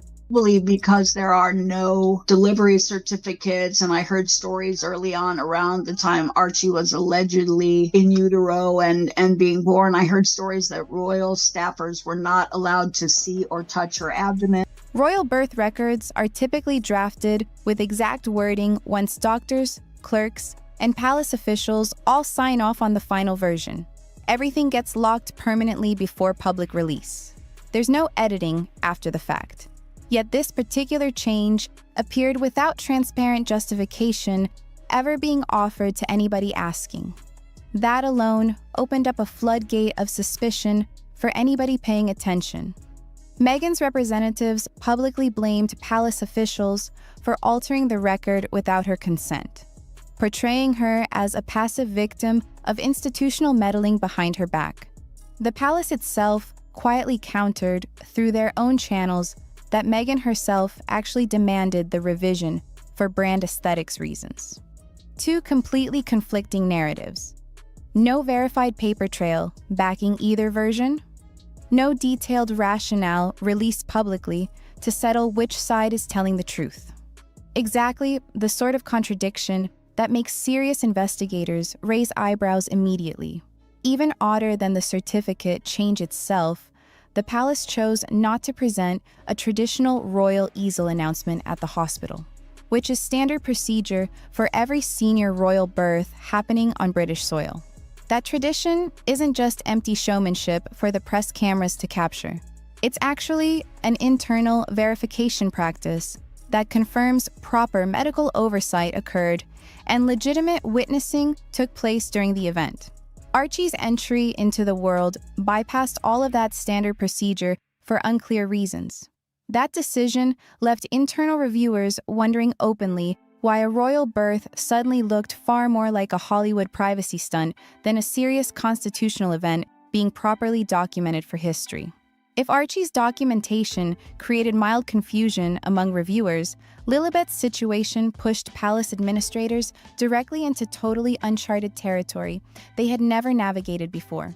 If Archie's paperwork created mild questions, Lilibet's birth pushed palace administrators into full constitutional anxiety almost overnight.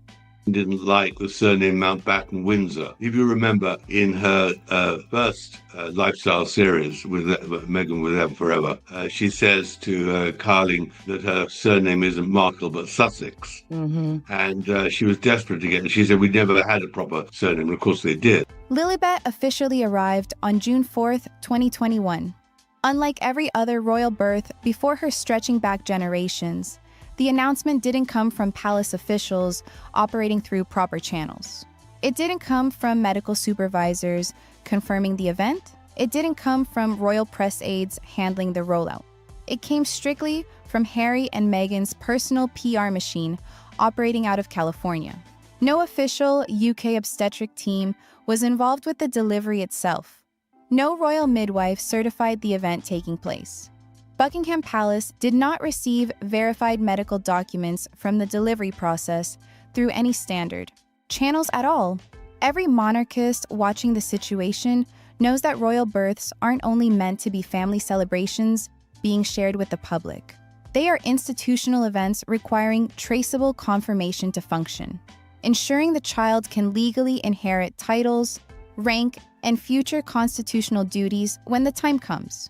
The paperwork has to be airtight because the consequences extend decades into the future of the monarchy itself. Lilibet's existence was presented to the monarchy almost like a brand update being pushed out by a tech company, not like a constitutional matter being formally documented for historical archives.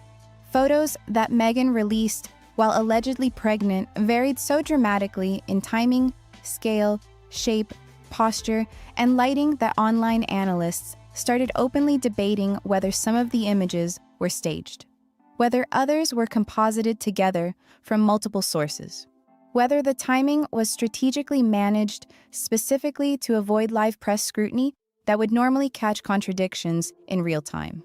All the pictures, my point is, out there were inconsistent with the idea of a real pregnancy. And I thought, what is she not contextually aware? She's trying to hide something. This is really sloppy pool. Even more puzzling for reviewers, the doctor connected to the reported birth quietly stepped away from public discussion of the event after press speculation intensified around it, leaving palace staff with no standardized witness chain to follow up with later. No verifiable procedure that could be referenced for confirmation if questions arose. For a monarchy that treats lineage with the seriousness of formal state paperwork, the absence of traditional confirmation felt less like a private personal choice. It felt more like deliberately bypassing institutional safeguards built into the system over centuries. The concern wasn't about doubting motherhood as some emotional question. It was about missing institutional oversight that the crown legally depends on to function properly going forward. If internal reviewers had concerns about her birth documentation, the christening that followed soon turned into the real constitutional problem the palace could no longer ignore quietly. The moment palace staff actually examined Lilibet's christening details closely, institutional eyebrows shot upward across the room. Royal christenings are absolutely not casual family gatherings held with scented candles burning and celebrity guest lists arranged for press attention. They are formal Anglican sacraments with strict recording rules attached, witnessed by approved royal clergy, documented in official Church of England archives that get maintained for centuries afterward. These records actively safeguard lineage going forward, ensuring every royal child remains legally eligible for future succession and hereditary privileges that come with the title. Uncomfortable, but I don't think, because she's done this before for photos, I don't think that is a real baby bump. I think way too big. It's way too big. And sort of too low as well. Yeah, it's like a metre out there. I mean, It looks the wrong shape. Where's she going to give birth there? Through her knees or something? I mean, that is too... Harry and Meghan together hosted a private christening event in Montecito instead, officiated by Bishop John Taylor from the Episcopal Church, operating completely outside Anglican oversight structures. The ceremony itself was spiritual, personal, and apparently heartfelt to those who attended. It was not automatically recognized under traditional Church of England protocol governing royal christenings, which meant palace archivists could not formally confirm its validity within established lineage law, no Anglican registrar present to witness officially, no official baptism ledger filled out properly with required signatures. No institutional record created the way previous royal christenings have been recorded. All of those gaps together left advisors deeply uneasy about the implications going forward. The palace wasn't quietly questioning Harry and Meghan's faith or religion as some kind of attack on personal choice. It was confronting a hard legal reality sitting underneath everything. A private U.S. service does not actually replace the constitutional expectation of an Anglican christening for proper royal heirs. The two events are not legally equivalent under the laws that govern royal succession. Meghan personally treated the event like a cultural milestone being celebrated with family. The monarchy as an institution needs traceable verification that aligns with established precedent, not PR photography released through approved channels or careful interior decorating choices made for the day. If the christening complicated lineage records significantly, the photos that followed afterward created an entirely different level of confusion the palace never expected to be dealing with. When palace reviewers casually revisited the published Sussex holiday cards and various publicity portraits released over the years, they noticed something genuinely unusual that public analysts had been whispering about openly for years across the internet. The images featuring Archie and Lilibet did not display the natural continuity one would normally expect from children being documented regularly over time. Silence everybody and just produce a DNA sample or proof of delivery. If you had those things, it would be very easy just to put them out there and say, this is what happened. This is what it is. In one card released publicly, Archie appeared significantly older than his reported age, with facial proportions that didn't seem to match previous public appearances at all. In another image released later, Lilibet's head position and lighting looked subtly inconsistent with Meghan and Harry's shadows, leading professional photography experts to openly speculate about digital grafting or compositing techniques being used in post-production. Even ordinary viewers paying attention started pointing out how stiff and unusually posed Meghan's holds appear in many of the images, almost as if the children were inserted into the frames rather than naturally interacting with their parents the way real children do during photo sessions. Top-tier photo analysts examining the images observed mismatched reflections in different parts of single shots, texture shifts across the same image where there shouldn't be any, variance in focal depth within frames that should have consistent depth throughout the entire shot. Visual artifacts typically associated with artificial composition work rather than authentic in-camera captures of actual moments. None of this proved any specific wrongdoing definitively on its own. It intensified palace discomfort significantly because royal family portraits historically function as unedited lineage documentation maintained for the official record, not creative content released for social media engagement. In the monarchy specifically, photographs aren't simply sentimental family keepsakes being shared on social media. They are archival markers actively supporting identity verification, legitimacy claims, and public record-keeping going forward. If the palace could not confirm visual authenticity with absolute certainty in these specific cases, it only increased pressure to ensure that every other document tied to the children was indisputably verifiable on demand. Inside Buckingham Palace today, the actual concern isn't gossip about Meghan's personality or her parenting style choices. It isn't her publicity instincts as a public figure being analyzed. The anxiety running through the building is far more serious and deeply institutional in nature.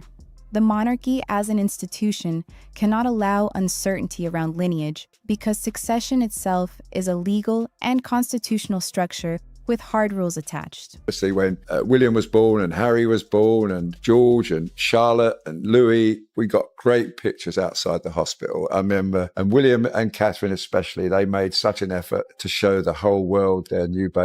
Not a sentimental fairy tale being told to the public for emotional impact.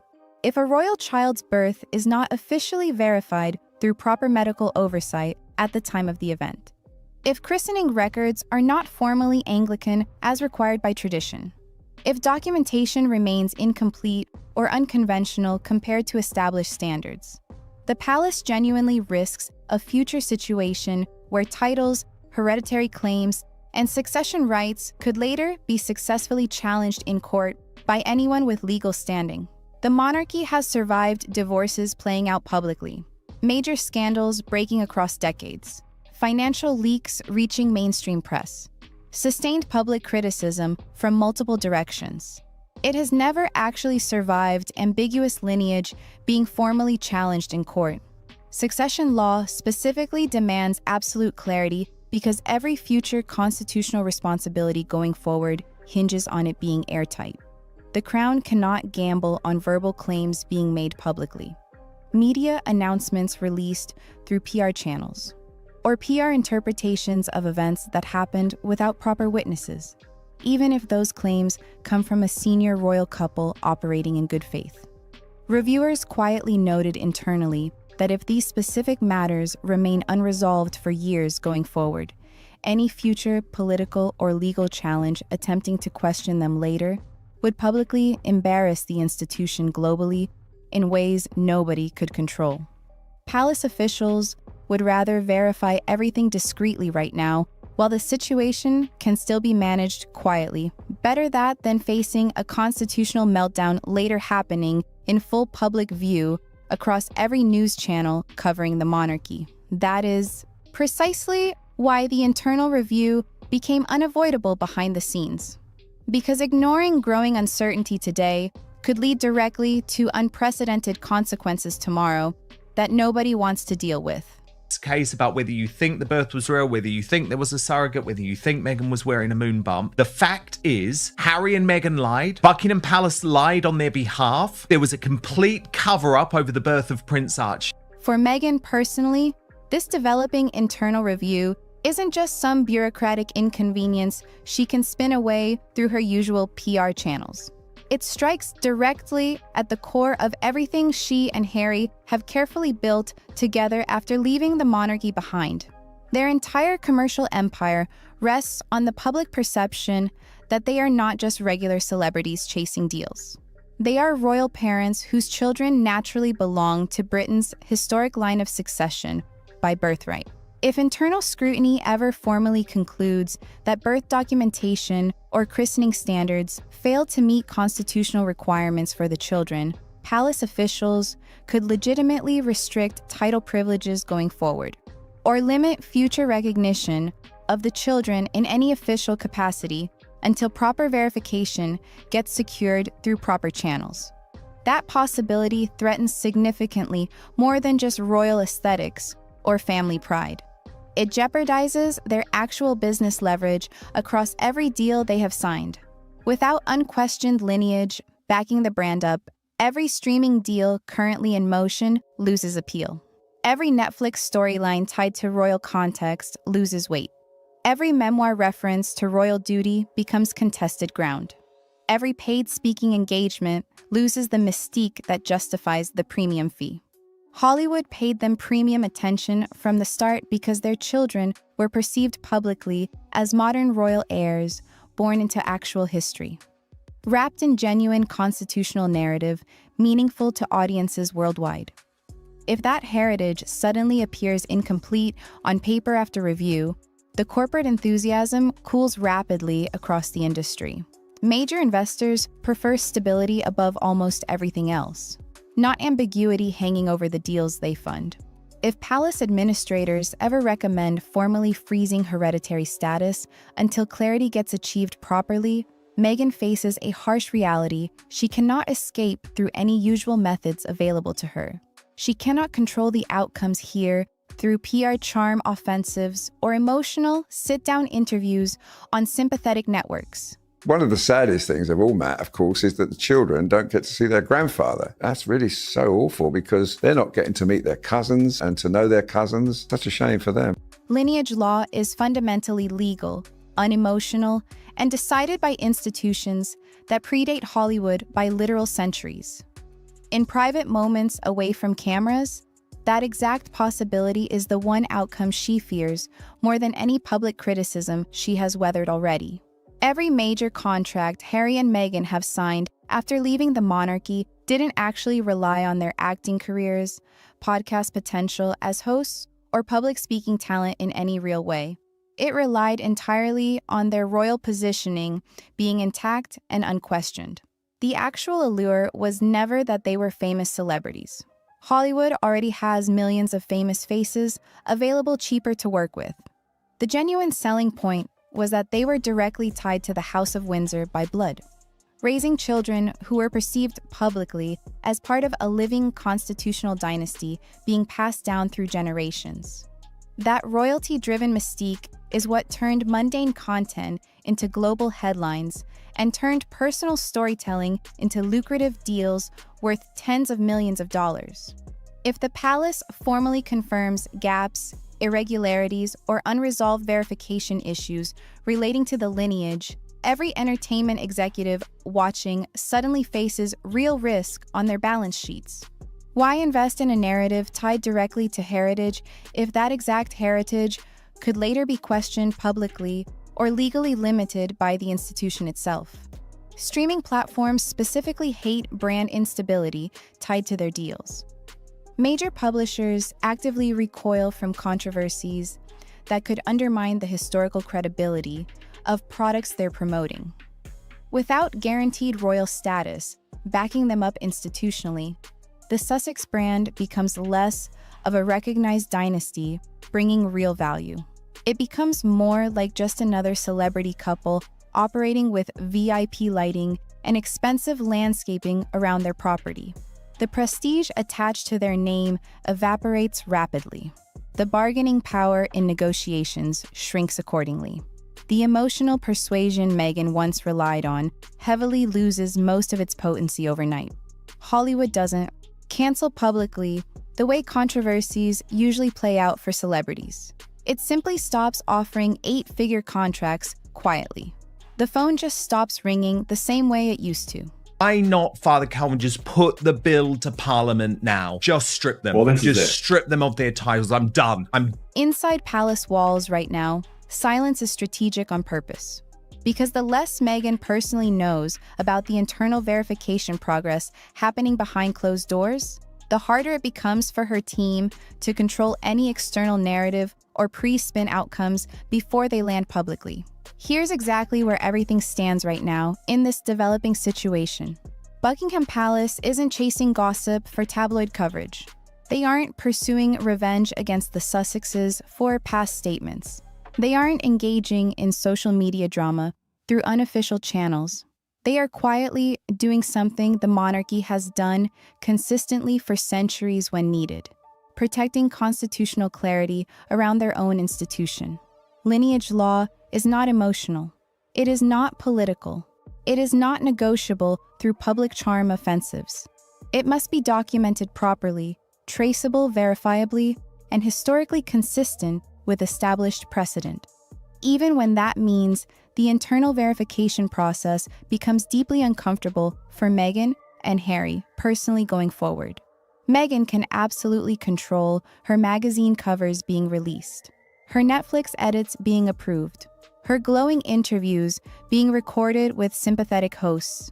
She cannot rewrite established lineage law with branding strategies, emotional appeals, or PR precision delivered through approved channels. Once a formal palace review actually begins behind closed doors, narrative control slips away from her completely. Silence becomes pure institutional power being exercised. Institutions rarely panic publicly the way individuals do. They never overlook loopholes that could be exploited later either. Whatever this internal investigation ultimately uncovers, whether it resolves everything quietly through internal channels or escalates into formal public clarification eventually, the consequences reach far beyond surface gossip circulating online. Titles being protected, heritage being verified, future recognition of the children being secured, commercial dreams being maintained. All of it depends entirely on documentation that predates Hollywood, Instagram lighting, and modern influencer storytelling by centuries of established legal precedent. Meghan now genuinely understands that no matter how carefully she crafts public perception through her usual channels, constitutional legitimacy is the one specific storyline she cannot produce herself. She cannot edit it after the fact. She cannot narrate it on her own podcast platforms either. Maybe the cruelest part of this whole developing situation isn't about Meghan or Harry personally anymore at the end. It's about how a monarchy operating on rules carved across literal centuries doesn't actually care about being liked by anybody watching from outside the institution. It cares about being correct on paper according to its own established standards.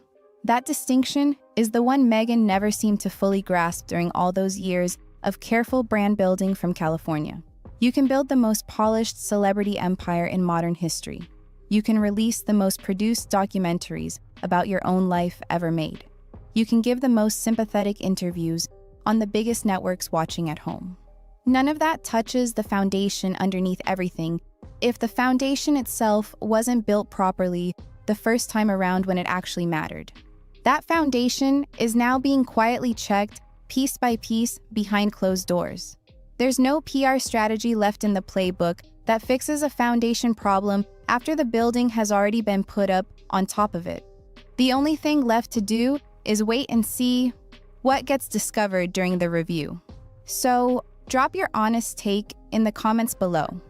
Do you think the palace will eventually go public with whatever they find during this internal review? Or do you think the whole thing will quietly get buried behind closed doors to protect the institution from embarrassment? Catch you in the next one. No, I choose people who don't want to be written about on the whole, whose lives are shrouded in mystery and they want to hide their secrets. And I just love digging away to find out what they don't want to. Why Meghan? Well, because she posed a challenge to the royal family and she's a fascinating person. I mean, she's a person who started from nothing and has become a world global star. And that route to the top has never really been properly reported and examined and investigated. Something about this story just doesn't sit right. And now people on the inside are starting to say it out loud. What once looked like a typical royal narrative is suddenly being questioned from every angle, and the internet can't stop digging. Lady C and Tom Bauer have stepped in with strong claims about Meghan, and it's got everyone pausing, rewinding clips, and looking closer than ever before. People aren't just watching anymore. They're investigating, asking, what actually happened behind the scenes? The reaction is split right down the middle. Supporters are defending hard, critics are pointing out details they say were missed, and moments that once seemed harmless are now being picked apart piece by piece. It's loud, it's messy, and it's spreading fast. But here's the twist. Are these just opinions meant to stir drama? Or is there something deeper that's been ignored this whole time? Lady C and Tom Bauer don't usually speak without confidence, and now their words are pushing this situation into overdrive. I am an African American, and I know exactly what Meghan's children would look like. The children and her child would be what we call a half-ican. I've never heard of that one before. And would look nothing like any of those children.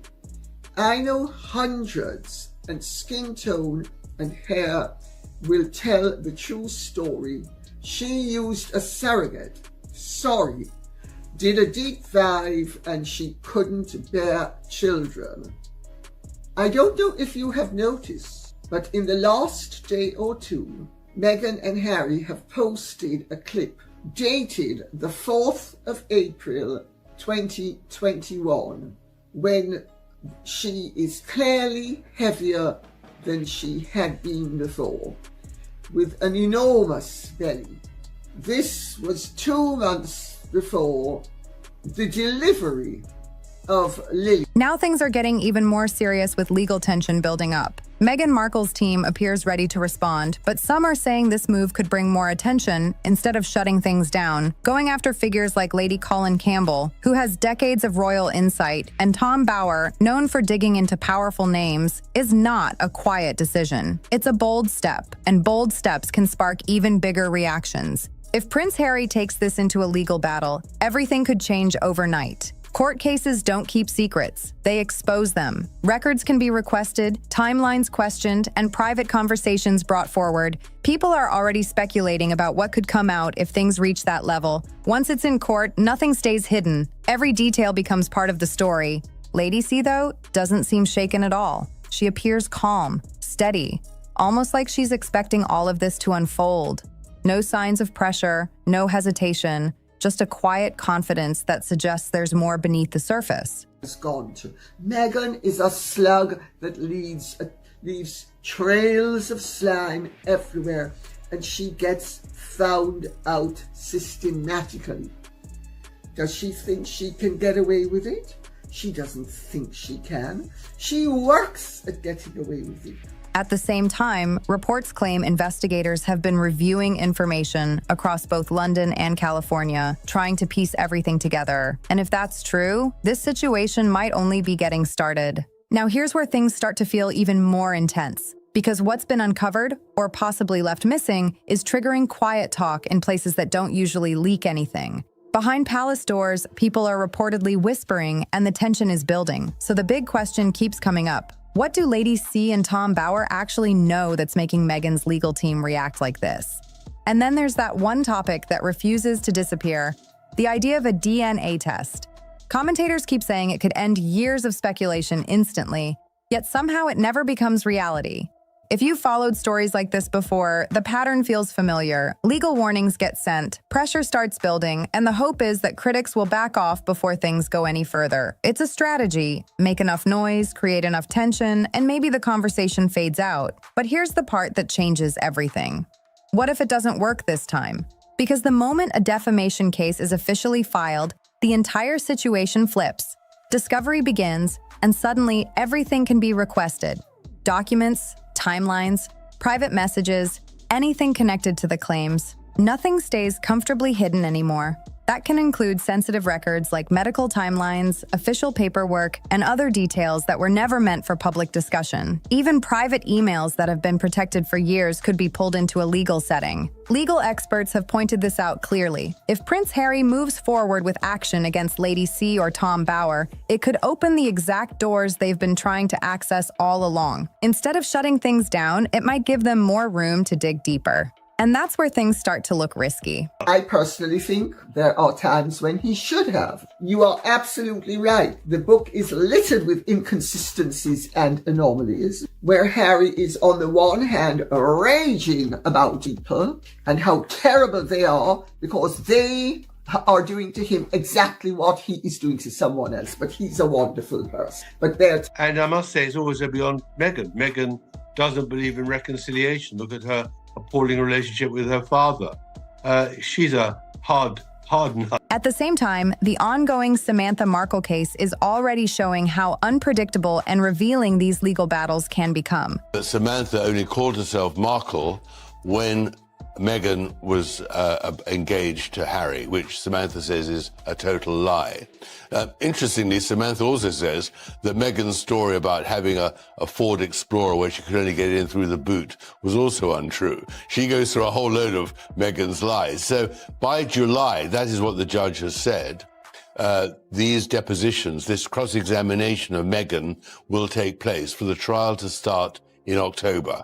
So Meghan really has a problem because until today, her lawyers have been saying this is so ridiculous, We refuse to even engage with Samantha Markle. They still. What some once dismissed is now being taken far more seriously, and it's not fading away quietly. Reports suggest Meghan could be required to give formal testimony under oath, meaning direct questions and real-time answers, something very different from controlled public appearances. Once a case reaches court, the tone shifts instantly. It's no longer about headlines or public opinion, it's about evidence, records, and what can actually be proven. And critics have often pointed out that clear proof hasn't always been at the center of these debates, which makes the stakes even higher now. One thing that stands out, Lady Colin Campbell and Tom Bower aren't just random voices trying to grab attention. These are individuals with long histories connected to royal coverage and investigations. Lady C, in particular, has spent decades building sources within royal circles, writing books, and sharing insights that sometimes sounded surprising at first,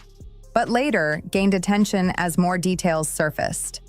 That track record is exactly why, when she speaks now, people stop and listen closely. Tom Bower steps into this situation with a completely different kind of energy, and it hits just as hard. He's built a reputation across Britain as someone who doesn't ease up, doesn't stay quiet, and definitely doesn't walk away once he starts digging. When his book Revenge dropped, it reportedly caused serious tension around the Sussex circle, and that alone says a lot. I think more people want something in-depth in terms of the review of the Tom Bower book than don't. So some people just wanted one episode, other people want more. Is married to a professional journalist who was the editress of the Evening Standard. Which is very revelatory, as you know, about Meghan and Harry. I got absolutely no help from the palace whatsoever, on the contrary. Possible the ghostwriter dislikes Harry. I know people who know him. I've heard interesting things about him. I know he's, as I have said previously, very into the 12-step program and the whole druggy-alky business. It is not the job of a ghostwriter to do anything but put the thoughts of the incompetent who requires a ghostwriter. This isn't someone throwing out random opinions. He's known for going deep, checking records, speaking to insiders, and bringing forward details many people would rather keep hidden. What's making this moment feel even heavier is the claim that some of this has already been looked into behind the scenes. Reports suggest Bower's team reviewed records connected to Portland Hospital in London and Santa Barbara Cottage Hospital in California, two places often mentioned in connection with the births of Harry and Meghan's children. Investigators were reportedly searching for the usual paper trail you'd expect from a major medical event: confirmations, official records, and standard hospital documentation. But here's where things start raising eyebrows. According to Lady C, there could be gaps, not just small missing pieces, but questions around timelines, private communication, and even who was actually present at key moments. And if that's true, it adds a whole new layer to the situation. When I was pregnant, and Harry says, "Oh, there was a little discussion before we got married." Well, something's wrong right there. But what makes this even more unexpected is that Lady C didn't even believe these rumors at the beginning. When the speculation first started online, she brushed it off completely, seeing it as too extreme to take seriously. At that point, it sounded like something no credible voice would even touch. But then things started shifting quickly. Calls started coming in, journalists began asking questions, and sources linked to royal circles reportedly admitted they felt uncertain about certain details. Step by step, what once looked like random internet chatter began gaining real traction. Lady C says she turned her attention to what had actually been shown publicly and what might have been happening quietly in the background. And behind palace doors, it seems the situation wasn't sitting comfortably either. The expectation had been simple and familiar. A traditional royal birth announcement at St. Mary's Hospital in Paddington would clear everything up instantly. That hospital has a long history with royal births, and normally everything is transparent. Doctors are named, consultants are listed, and the process is clear, so speculation doesn't even get a chance to grow. But this time, critics argue it felt different. No publicly confirmed doctors, no listed consultants, none of the usual details people expect in these moments. And when that level of silence shows up, Questions don't stay quiet for long, they build fast.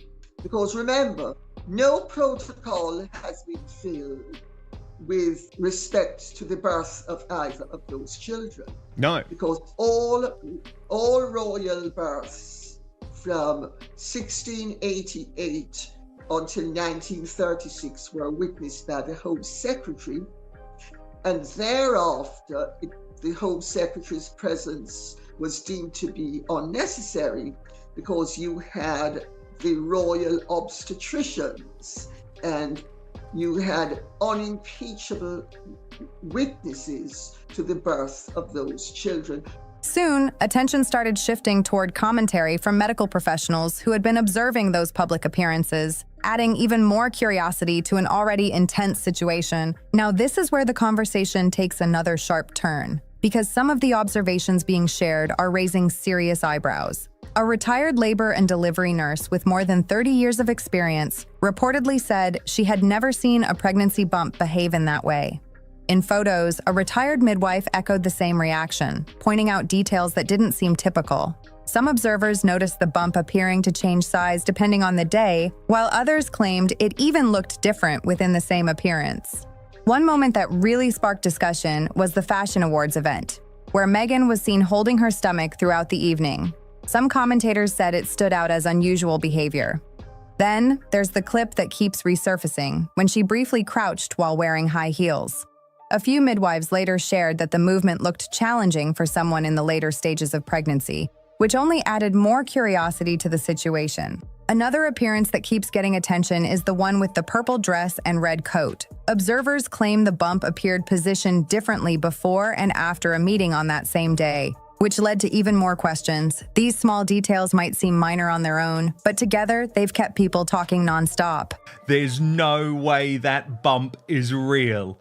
Lady Colin Campbell with me now. She has been on this story before anyone else. Lady C, what was she thinking?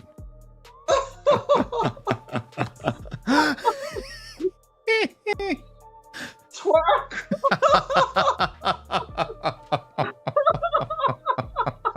That bump cannot be genuine. And when I looked at it closely, I also saw that she had padded her bum. So I just think it is a study in obscenity and vulgarity. And it's repellent. She's supposed to be a member of a royal family.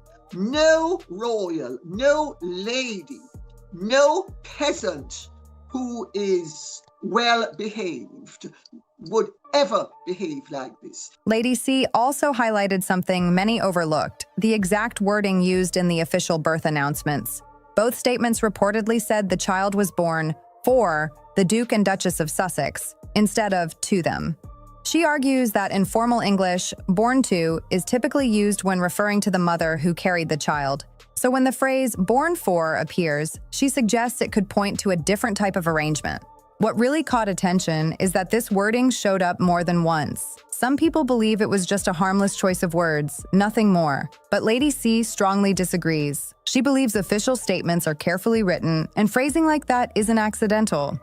Every royal birth that has been close to the line of succession, with the exception of Archie's and Lilibet's, has been signed off by a host of royal doctors. The only two that this has been omitted for, or with, whichever way you want to look at it, have been Archie and Lilibet. I don't see that there's any true link between that and the children and the children's and Harry's. Then you add Tom Bower's reported investigation into the mix, and the questions only grow louder. His team looked into records connected to Portland Hospital in London and Santa Barbara Cottage Hospital in California, two places often linked to these events. But according to ongoing discussions, they didn't come across the kind of clear, publicly available documentation many expected. And that missing clarity is exactly what keeps this story alive and getting more intense. The missing clarity hasn't slowed anything down. In fact, it's done the opposite. The conversation online keeps getting louder, with more people picking apart every detail and asking tougher questions. Then came a major TV moment that added even more attention, when an American network got exclusive access to Archie's first public appearance. That same network already had connections to Oprah Winfrey, who later collaborated with Harry and Meghan on several projects, which only made people look at the situation from a different angle. Tom Bower's perspective pushes things even further. He suggests that the secrecy surrounding certain moments may not have been only about privacy, but also tied to media strategy and business decisions. That idea alone has kept people debating nonstop because it shifts how everything is viewed. Then there's a moment Harry created himself, and people still replay it again and again. During a short interview near some stables, he mentioned that the baby had changed so much in 2 weeks. Meghan, standing right next to him, quickly stepped in and corrected him. 2 days, 2 weeks, 2 days. It was brief, it moved on fast, and no one pressed further at the time. But that clip stayed with viewers, and now it's being analyzed more than ever. Behind the scenes, reports claim the pressure has been building steadily. Some sources describe Harry as frustrated, struggling to rest, walking around late at night, and constantly checking how the story is being discussed. Every detail is being examined, and the attention doesn't seem to be slowing down. There are also claims that legal advisors have been weighing serious action against Lady Colin Campbell and Tom Bower. But Lady C's response didn't show any hesitation at all. It actually surprised a lot of people. No softening, no stepping back, just a direct statement, "Let him sue me." That kind of response carries weight, and she clearly understands what it could lead to if things move forward. Because if a case like this enters a courtroom, everything changes instantly. The same legal system that could be used against her would also open the door for deeper examination. Claims, sources, records, all of it brought into full public view. Tom Bower responded with that same steady confidence, making it clear he stands by his work and the material behind it, including sources, documents, and testimony he believes can't simply be dismissed. Always looked at it more as, oh, she landed this prince. That's what she was out for. We know that she was hunting for someone of wealth, of notoriety in Great Britain, and she landed, the biggest you could land. But it worked the other way too. He was feeling irrelevant. She comes along. She's a, somewhat well-known person, or at least that was his impression. And she's mixed race. She could elevate his star as well. It worked both ways. Well, you're absolutely right. I mean, what I discovered was, of course, that she was hunting for a man in England from 2013 onwards. The message coming from both sides feels bold, almost like a challenge. Go ahead, take it further. But legal analysts warn that if this turns into a defamation case, things could get complicated very quickly. The person making the claim would need to prove, with solid evidence and clear timelines, that the statements are false. And as other cases have shown, once that process begins, it can reveal far more than anyone originally expected. This situation isn't just about headlines anymore. It's starting to brush up against how information has always moved around Prince Harry's world. In the past, stories didn't just appear out of nowhere. Some began in newspapers, others came from sources close to royal circles, and at times even palace communication shaped what reached the public.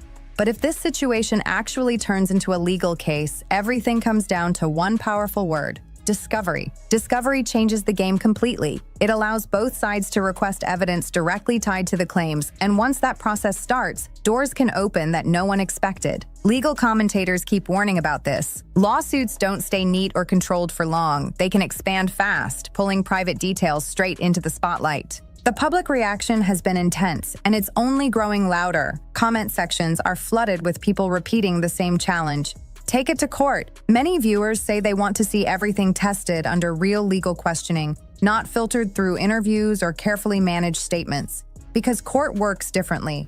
There are no polished talking points, no selective storytelling, no media control. Every answer is given under pressure, and everything is put on record. And here's where things get even more interesting. Harry and Meghan have often spoken about transparency and wanting their truth to be heard. That's exactly why this moment is being watched so closely. Critics argue that legal pressure now seems to be aimed at authors who are raising questions that, in theory, could be addressed with clear documentation. That contrast is what's making the situation feel even more intense. At the same time, the royal household has stayed completely silent through most of this. No detailed responses, no strong denials, just the usual short statement that they don't engage with speculation. It's brief, controlled, and reveals almost nothing. Yet it effectively shuts down any official comment.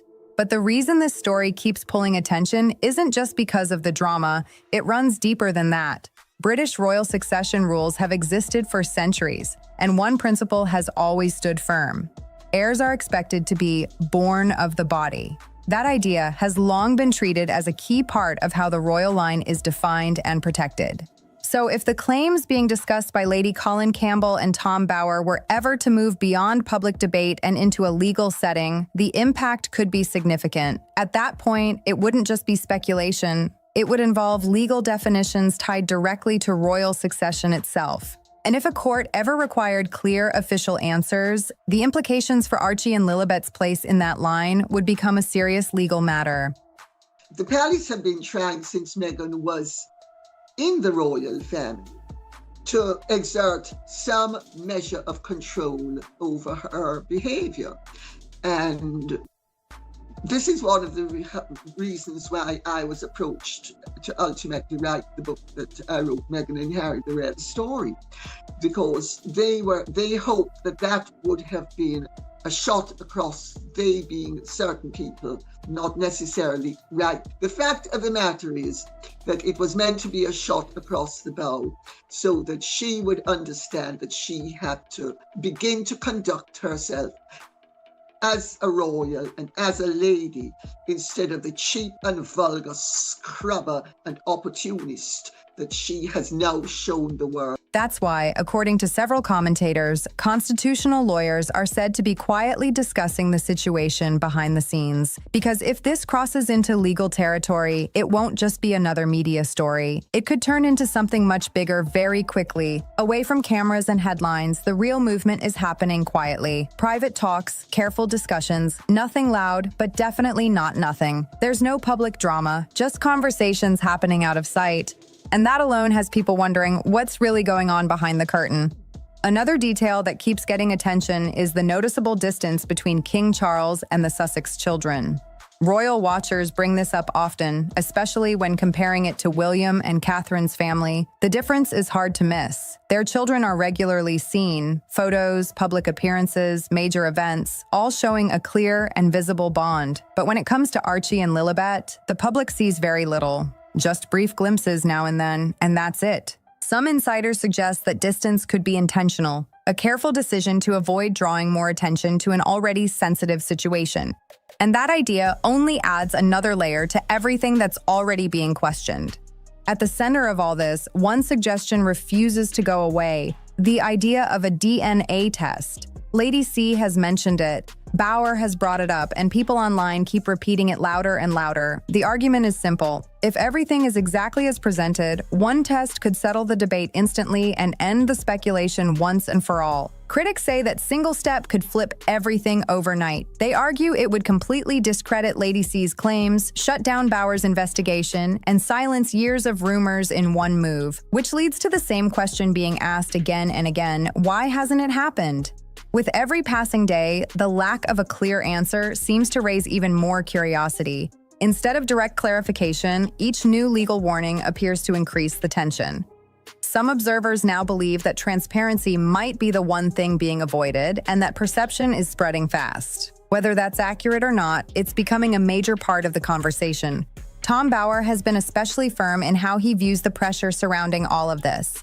He suggests that life after stepping away from royal duties depends heavily on public image, the picture of a close family, the humanitarian reputation, the story that captured global attention.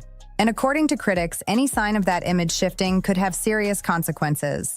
Right now, those perceived cracks are becoming harder for some people to ignore. Bower reportedly summed it up in a blunt way, suggesting that the more effort put into controlling the narrative through legal pressure, the more it fuels suspicion instead of calming it. And that reaction is exactly what's keeping this situation growing instead of fading away. Lady C hasn't held back when it comes to the financial angle either. She's been very clear about how she sees it. According to her, Meghan may have believed Prince Harry had access to huge personal wealth when they got married, but the reality, she claims, is that much of his financial security was historically tied to the royal system he later stepped away from. And that's where things start to get complicated fast. Because now, staying in the spotlight isn't just optional. It's part of maintaining their global image. But here's the problem. The same attention that keeps them relevant also brings constant scrutiny. More eyes, more questions, more people analyzing every move and every controversy. It's a cycle that doesn't seem to slow down. As things stand right now, Lady Colin Campbell and Tom Bower are not backing off at all. If anything, the talk of legal action seems to have made them even more firm in their position. There's no sign of hesitation. They appear confident in what they claim they could present if this ever ends up in court. Meanwhile, the Samantha Markle deposition process is already moving forward. The palace continues to stay silent, and legal experts are watching closely as everything unfolds. Across media and online spaces, the same phrase from Lady C keeps echoing louder, "Let him sue me." So now it all comes down to one big question. Will Prince Harry actually take that step? If this does move into a courtroom, everything could change overnight, and if it doesn't, the public debate isn't going anywhere anytime soon. If you've been following this story, drop a like, subscribe, and share it with someone else who's been keeping up, because this isn't over yet.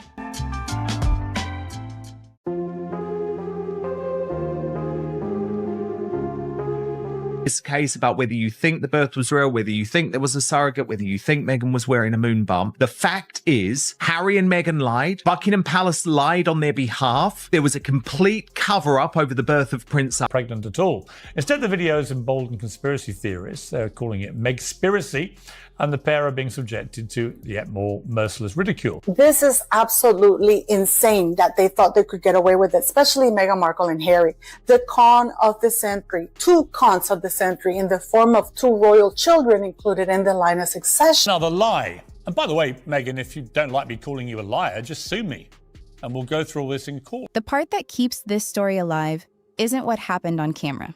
It's what Piers Morgan claims was happening behind the scenes.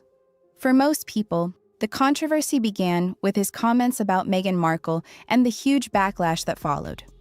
More than 57,000 complaints were reportedly sent to ITV, and the pressure on the network quickly became impossible to ignore. Was rejected by Meghan Markle. He's so utterly ridiculous. And yet people like you promote these scurrilous rumours. But there's got to be a reason that you're so angry about. No, I'm not angry with it. Here's my thing with it. I'm angry at their hypocrisy. I'm very angry about the ongoing attacks and diminishing of the reputation of the royal family and the monarchy. At the time, many assumed it was simply another media storm that would eventually fade away. It didn't. What caught Morgan's attention later was the reporting that Meghan had allegedly raised concerns directly with ITV about his remarks. Whether people see that as a reasonable response or something more significant depends on which side of the debate they're on. But for Morgan, it became a key piece of a much bigger story. His argument has remained largely the same ever since. He says he was punished for questioning a narrative that many others accepted without challenge. Harry and Meghan, it's more a case of never reign and never abstain, especially when it comes to nauseating self-publicity, which invariably backfires. Rather than backing down, he continued defending his position, insisting that disagreement should not automatically be treated as misconduct. That is where the real divide began. Supporters of Meghan viewed his comments as unfair and damaging. Critics argued that public figures should be open to scrutiny, especially when making major public claims. Years later, neither side has moved very far from those positions. Morgan has also said that what frustrated him most was not the criticism itself, but the feeling that certain questions were never fully addressed. Harry and Meghan, ongoing debate, their war with the royal family, war against the monarchy, their specific, constant referencing to the fact that they believe they were driven out of here because of racism in Britain. He has repeatedly pointed to details, timelines, and inconsistencies that he believes deserved closer examination. Others strongly disagree with that assessment, but the debate has never completely gone away. And that's what makes this story unusual. Most controversies burn out. This one kept growing. Every time it seemed finished, another interview, another comment, or another claim pulled people back in. According to Morgan, once he started looking at the bigger picture, he stopped seeing isolated incidents and started seeing a pattern. And that pattern eventually led people toward one of the most debated subjects connected to the entire story, the bump. That's where the conversation became even more complicated. Sometimes, I don't know, words seem superfluous really. Meghan shared that bedside twerking video, taken shortly apparently before she gave birth to Lilibet. Remember the child that she named after the Queen's private nickname that was given to by Duke of Edinburgh, without getting permission from the Queen.